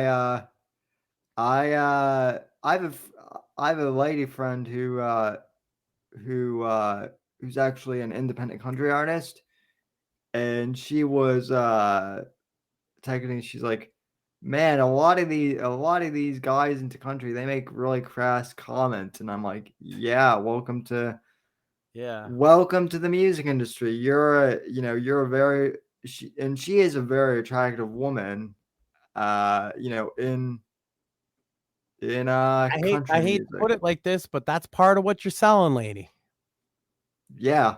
You know what I mean? And if you didn't realize that, well, now you kind of do. And it's disgusting, but that's part of the fucking thing, right? There's some guys that are going to buy your record or whatever, or buy tickets to your show purely to ogle you, and they don't give a fuck about your music. That's true in any genre. Yeah. That's the same thing with you guys and your women wrestlers. Even though you know women's wrestling is garbage, you have to. You have eyes. Yeah. But you have eyes focused on other shit. You don't give a fuck about the wrestling. You're just simps. I get it. Because if you gave a fuck about the wrestling, you would be like, get these bitches off TV. Yeah, no. Suck. Unless their name is Charlotte Flair or Rhea Ripley, they suck. Yeah. Fight me. Well, I know one or two guys that might, but they would all get their asses kicked because you are, as some other people have said, a fucking gorilla. Yeah, pretty much. That's my favorite insult is Max is a fucking gorilla, and I'm like, yeah, he is. Yeah, it really, like, watching me on here doesn't do justice. I'm a very big guy. like people who've known me online and then they meet me in real life are like, holy shit. It's because I'm a bit proportional, you know. Like a lot of guys are either tall and skinny or tall and super fat, so it kind of stands out. But like, I'm built more like a linebacker. Yeah, since we're dragging it out, I could tell the story. I'm not saying I'm a hard ass. I'm just saying that my ass got hit by a car yesterday and the car broke, not my ass. That's true. Not Johnny Fox true, but like real true. Allegedly. So I'm walking. I'm doing my walk, right? Got my music on, but I pay attention. I don't have it super loud because I'm not stupid. And this gas station, I guess like they have like a service station too, and they had people lined up on the sidewalk, which is fine. You know, I'm just walking around the cars. This old man, I say old man, he's like a boomer. He's like 10 years older than me. He's opens the door to like get into the car or whatever and pushed me into traffic as I'm walking by. And my ass got hit. Literally, I'm not joking. My ass got hit by a car and the mirror broke. Like the mirror of that car hit me dead in my left ass cheek and broke off. Needless to say, I was not in a good mood and I did threaten to fucking beat the old man up. I kind of just decided that that was not a good idea after a minute and walked off. But yeah, I just think it's funny. You know, I'm not a hard ass, but my ass breaks the car, not the other way around. I think the moral of the story is that Max is superhuman and you shouldn't fuck with him. I think the moral of the story is that Max has the worst fucking luck. And yeah, he's still coming on here and cracking jokes. Oh yeah, I've been limping ever since, man. It wasn't pleasant. It still hurts. My ass is bruised. Oh, got a big old fucking cut. By the way, the person that hit me did not stop. Ooh. So I was just like, oh, great. My wife's like, why didn't you call the cops? And I was like, well, because I wasn't dead and they took off, so I wasn't going to catch them. Yeah. It's not like there was cameras or whatever, so. Yeah, one of those situations. Fuck it. But hey, now I know if your fucking passenger side mirror is knocked off, we have words. Well, maybe better go get that shit fixed before I find you, motherfucker. Maybe that was Secret Agent Boomer. Maybe he tried to off you. Yeah. I don't know. It's like a day in the life of me, though, man. And shit like that is very common. And it's like, well, what do? Do I beat up this old man? Or do I just fucking take it on the ass, literally? Well, no, you take it. I should have beat up the old man is the answer. Well, I regret that. I'll probably go back down tomorrow and be like, hey, motherfucker. Remember me? Well, no, you take it in you take it into Discord and into Gilded, sorry, and you make a teachable moment. True. So, which is what you did yesterday without revealing any of the other names in there. So, yeah. But you could always learn from getting hit by a car in the ass. I mean that's the best. That's what I'll blame as to why I'm a bit fucking off the wall this week, right? It's just I'm in shock or whatever. Yeah, well, I mean, if I don't have anything that can compare it to that, but all I can say is I've had a canker sore for the past week that kind of hurts like a bitch, but I'm not Fair complaining. enough. Those things do suck. Yeah, but that's one of those things like, okay, I'm not like I'm not like necessarily an anti-vax, but it does seem weird to me that like we figured out COVID in like, a short amount of time supposedly, and yet we still have no idea what causes canker sores at all. I don't know. So, but yeah. Don't get hit by a car. That's the best advice I can give. don't actually bite your lower lip. That's what I advise. So true, yeah. Also, don't forget that Johnny Fox eats poop while he fucks a cat and gets fucked by a big black dick. And most importantly, is a plagiarist. Yeah, well, I mean, even that's not original. He stole that idea from somebody else too. Wait, he stole the idea that he's a plagiarist? No, he stole the idea about fucking cats and eating poop from Shane Dawson. Sorry.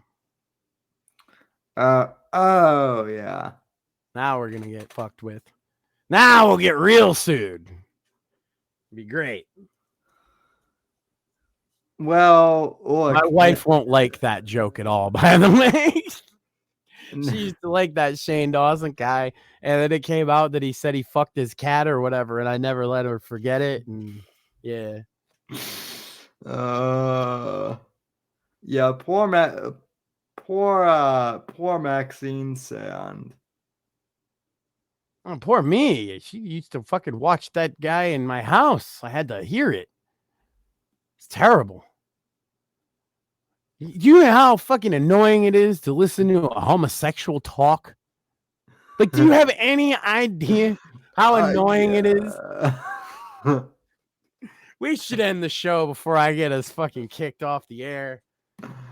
That's good. That's gonna get clipped. No, but what's the point of clipping it out of context? Because I will repeat it. Listen. I've already been accused of being an Islamophobe. No, but I can listen to them talk. Right? I could talk to them. It's just listening to some gay. It's not even just listening to a gay guy talk. It's listening to a gay guy talk about his life. I'd rather listen to a woman talk about their life. Yeah, no. Here's what I don't get is the super like wispy gays. That's him. Oh God. And when she first watched him, she used to swear up and down to me. I was like, that dude's so gay. And she was like, no, he's not. No, he's not. And then at one point it was like, oh, did you hear about him and his fiance? And it's a dude. And I was like, oh, yeah. Oh, so he is gay, and you owe me an apology for all those times you screamed at me about it. And she was like, no, he's not. He's bi. And I'm like, yeah, that's the same thing. Look, women is... Yeah, no, it is. Women is whatever. But if you're a man and you have sex with other men, you're gay. Just because you will also have sex with women, that just makes you a hoe. You're still gay. You cannot unsuck a dick, motherfucker. Yeah, no, that's just true. Yeah. So if you suck a dick at all in your whole life, you are gay. And that's not a joke. No, that's not a joke at all. And also, like, that's not a fucking high bar. Just don't suck dick and you won't be gay. Like, if you can't manage that, because see, most guys, when the thought of that comes up, they have like a disgust reaction, right? Like, no, there's no dick going anywhere near my mouth. Right? If you don't have that strong disgust reaction, so much so that you put the dick in your mouth, you're gay. Not that there's anything wrong with that. Allegedly. Yeah.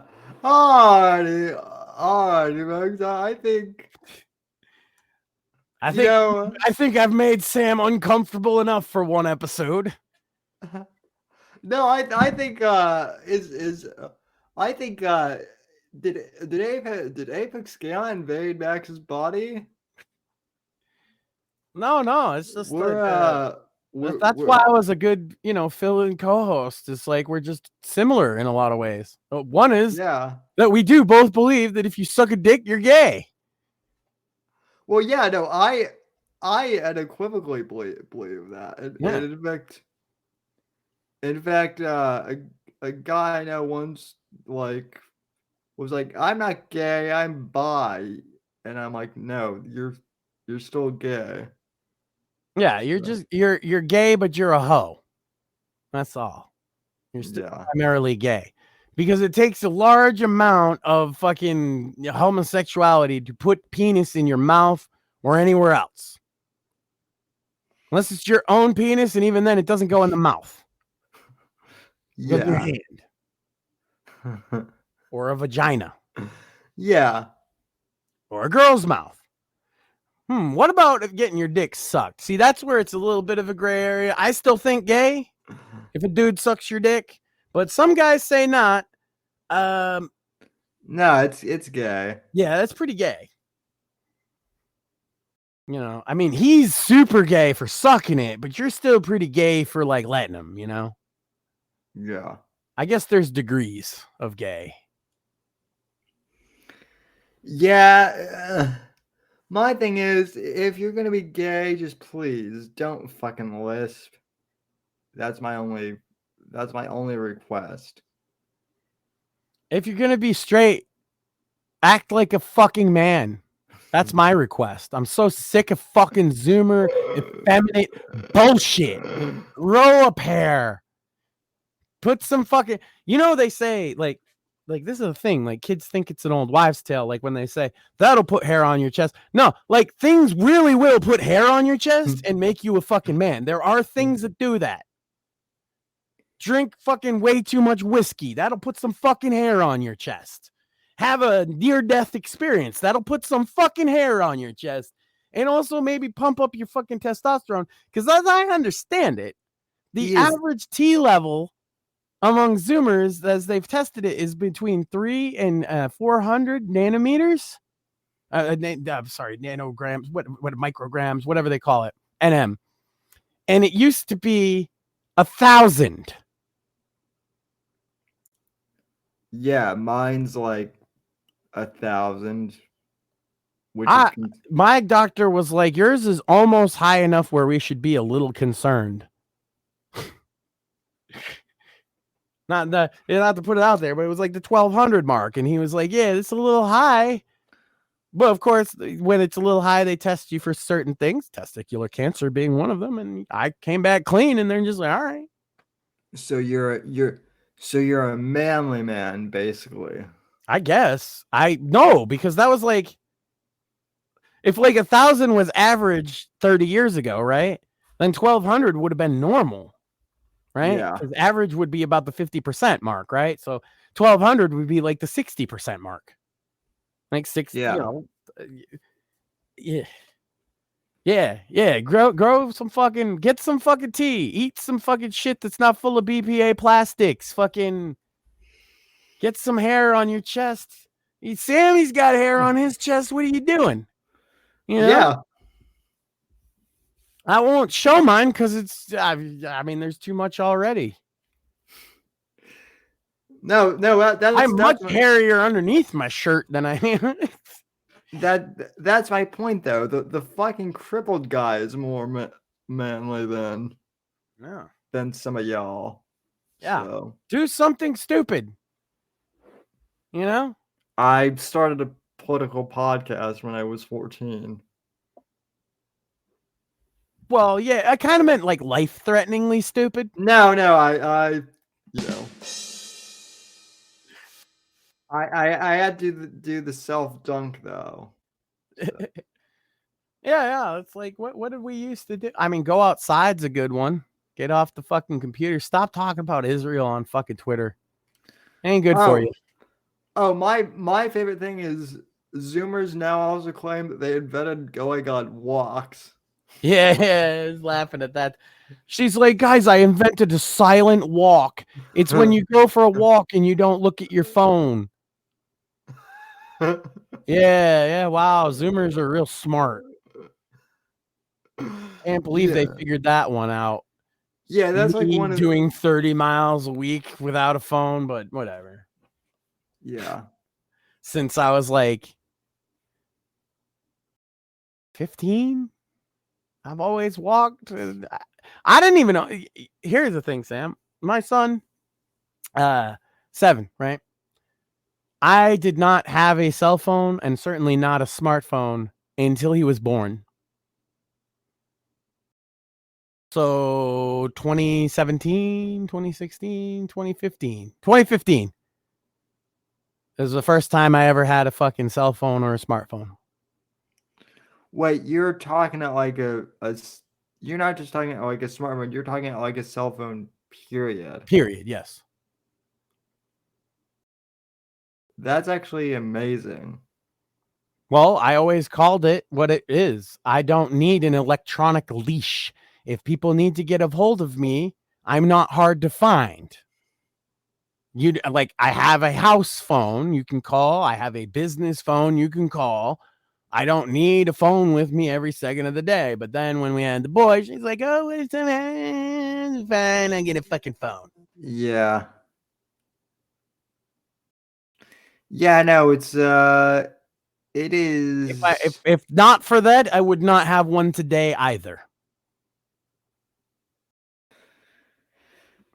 Yeah, sometimes I wish they would bring back payphones, honestly. Yeah, my thing, like I'm saying, I had a house phone. What did I need a cell phone for? So that people can bother me when I'm out living my life? No, fuck you. Why does everybody okay with it? And then motherfuckers all get phones, and what do? What do you motherfuckers do? You're guilty of this too. You're guilty of this too. And Sam's guilty of this too. What do you do on your phone? You call people? Or do you fucking text? I do call people. In fact, But do you mostly text? No, I actually mostly call because Fair enough. I mean, yeah, I do text somewhat, but I actually prefer to call because my it's easier Because you're usually doing it by voice anyway. Yeah. So I didn't even think of that. Yeah, but I and that's Well, everybody else is just sitting there like texting. They're like, I can't make phone calls. I get so much anxiety because I me. Fucking break the thing. Get rid of that fucking habit. You don't need to be tied to a goddamn piece of technology for the rest of your fucking life that makes you antisocial and fucking a bitch. By the way, if you can't make a fucking professional phone call, yeah, you're kind of a bitch. Also, if you can make a professional phone call, you should put that on your resume now, because all these Zoomers that can't, it's actually a skill. It's become a skill. Yeah. So few people do it. Yeah, you actually said that to me, and I was kind of like, you actually said that to me last week, and I was like, you saw my facial expression. I think I was shocked, although, ladies, like, there's no reason to text a guy on a date when he's literally across from you. If you're bringing your phone out on a date, there is no hope for that relationship. Just to let you know. If you are on a date and you're texting while you're sitting across from the person that you're dating, that relationship is not going anywhere. Yep, I found that out. I found that out a couple of times. And if the other person's doing it, same thing. But yeah, you shouldn't be on your phone. If you get an emergency work text, but this is the fucking problem. See, this is what I'm saying is I wouldn't get back in the day, wouldn't get an emergency work text. Do not disturb, folks, is your best friend. No, off is your best friend. Leave it at home. Well, yeah. Get rid of it. Throw it off a cliff. Free yourself. Return to monkey. I wish I could. I really do. I fucking hate these things. I really do. And I'm a tech guy, and I fucking hate cell phones with a passion. I still have an MP3 player that works somewhat. Yeah, I used to have all that shit. I did everything to avoid cell phones, man. I fucking hated them things, and I still do. Because it is an electronic leash for anybody who wants to get my attention when I'm fucking busy. You know? Yeah, it is. I'll tell you, not bringing your phone everywhere all the time is a great way to fucking like have hobbies and not be, because look, all this parasocial fucking text messaging shit anyway ain't actually socializing. It's not. It's not helpful. It's not making you a better person. It's not making your life better. It's making your life. These are making your life worse. They're reducing your attention span. They're reducing your ability to socialize with people right in front of you. They've certainly made helping. They've certainly made dating a fucking nightmare. Oh, I bet. Yeah, because I say that. I say if somebody pulls out the phone, that relationship's not going to go anywhere. But how many young people don't do that? Like none? Like none? Especially women? Max, it's not even that. People go on the phone to find dates now. You know, like I tried Tinder once as a joke, never matched, but yeah, Zoomers think that like Tinder is where you go to find dates. It's not. I thought Tinder was where you went to find fucks. Well, yeah. Well, that's not the same thing.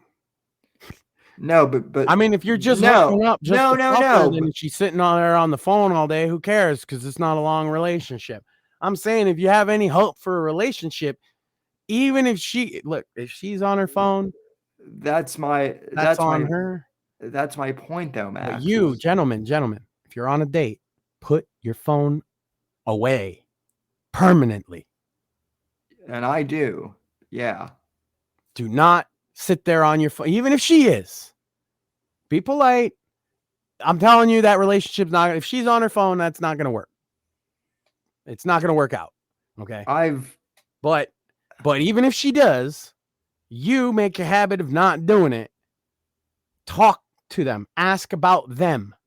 That's another problem young men make is they don't want to ask about the women and they want to tell about all their stupid autistic hobbies that women don't give a fuck about. Just ask them about themselves and then let them talk.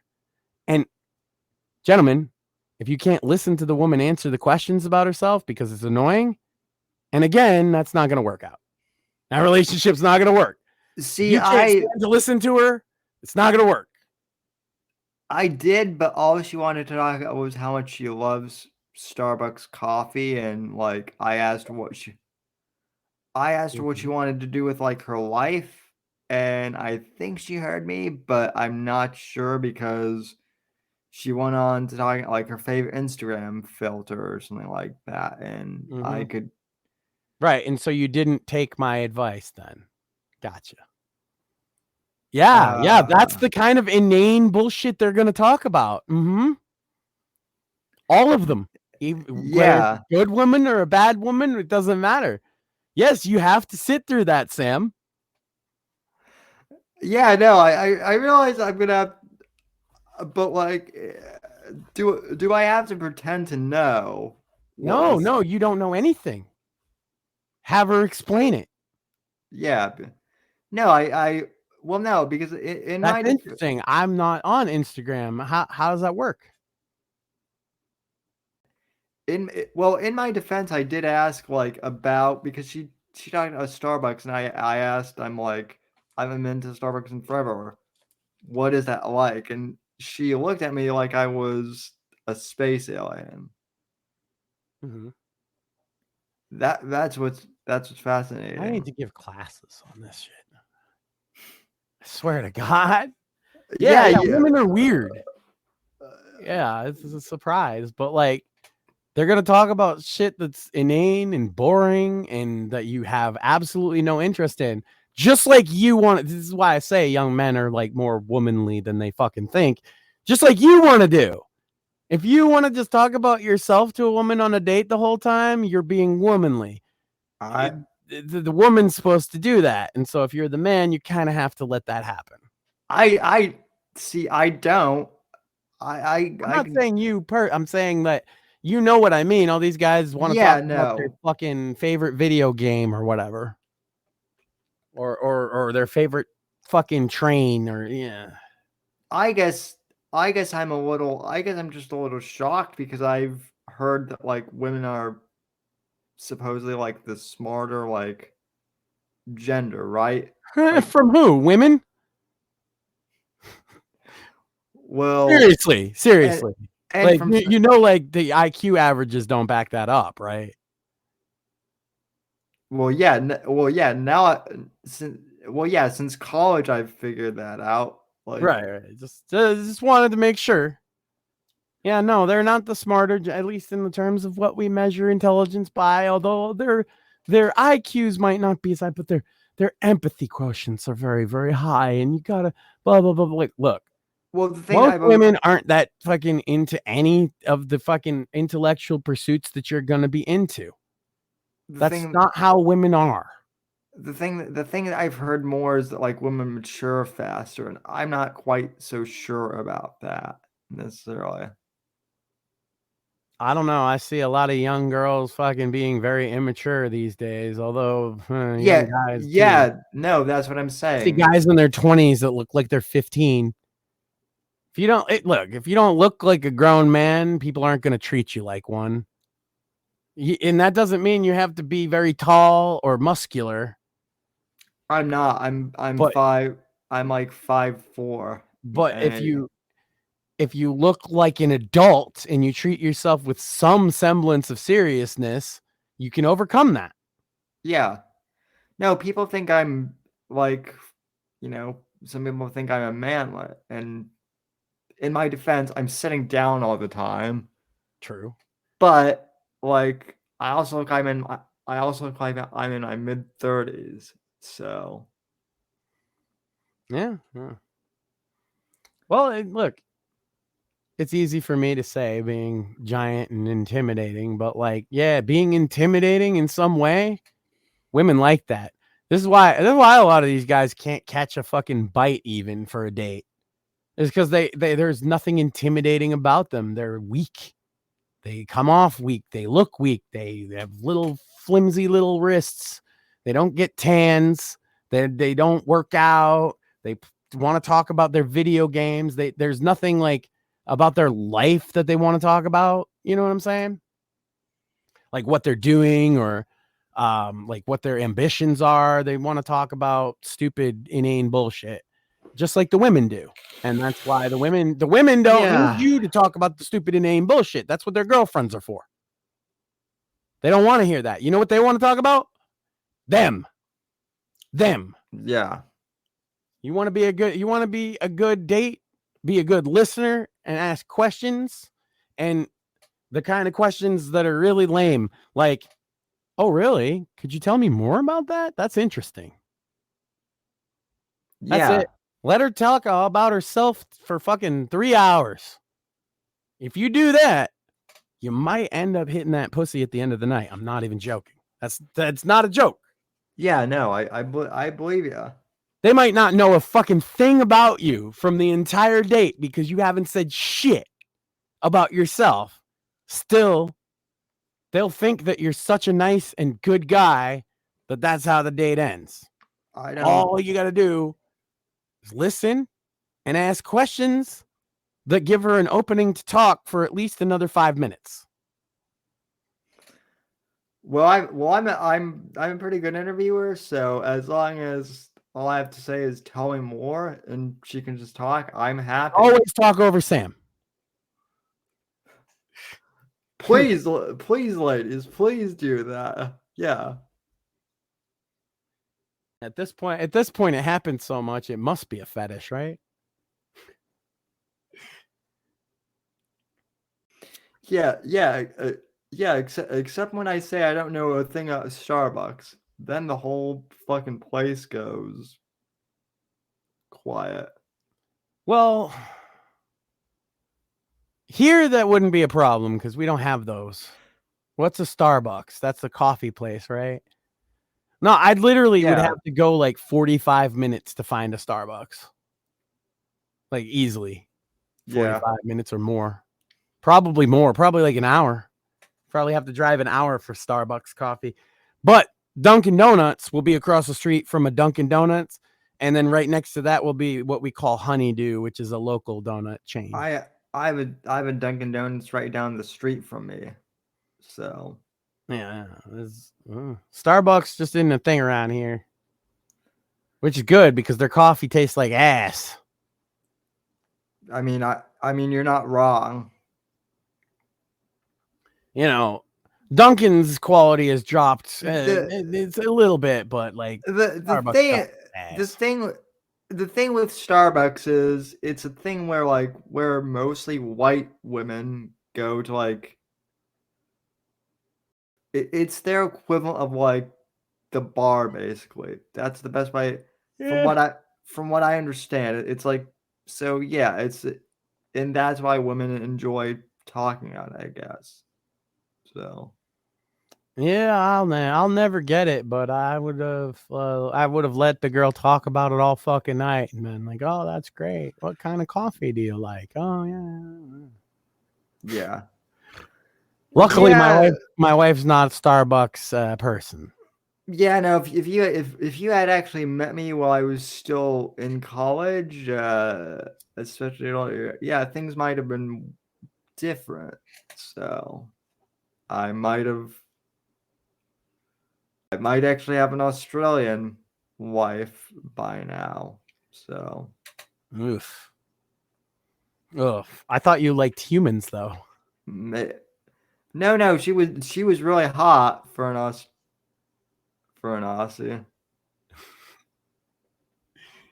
Sorry, I just had to. I had to keep going with all the offensive shit tonight. We should probably put a stop to me. Yeah, no, I think this is a good place to call it quits. Having too much fun.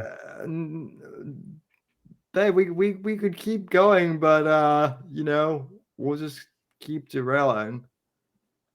Amazingly, people are still watching too. I'm sure chat wants this shit show to be over with. So without further ado, thanks for tuning in. Same bat time, same bat channel next week, and yeah, thanks for tuning in. And eat a steak, gentlemen. For the love of God, eat a steak. I think my sniper wolf take offended at least somebody. Nice.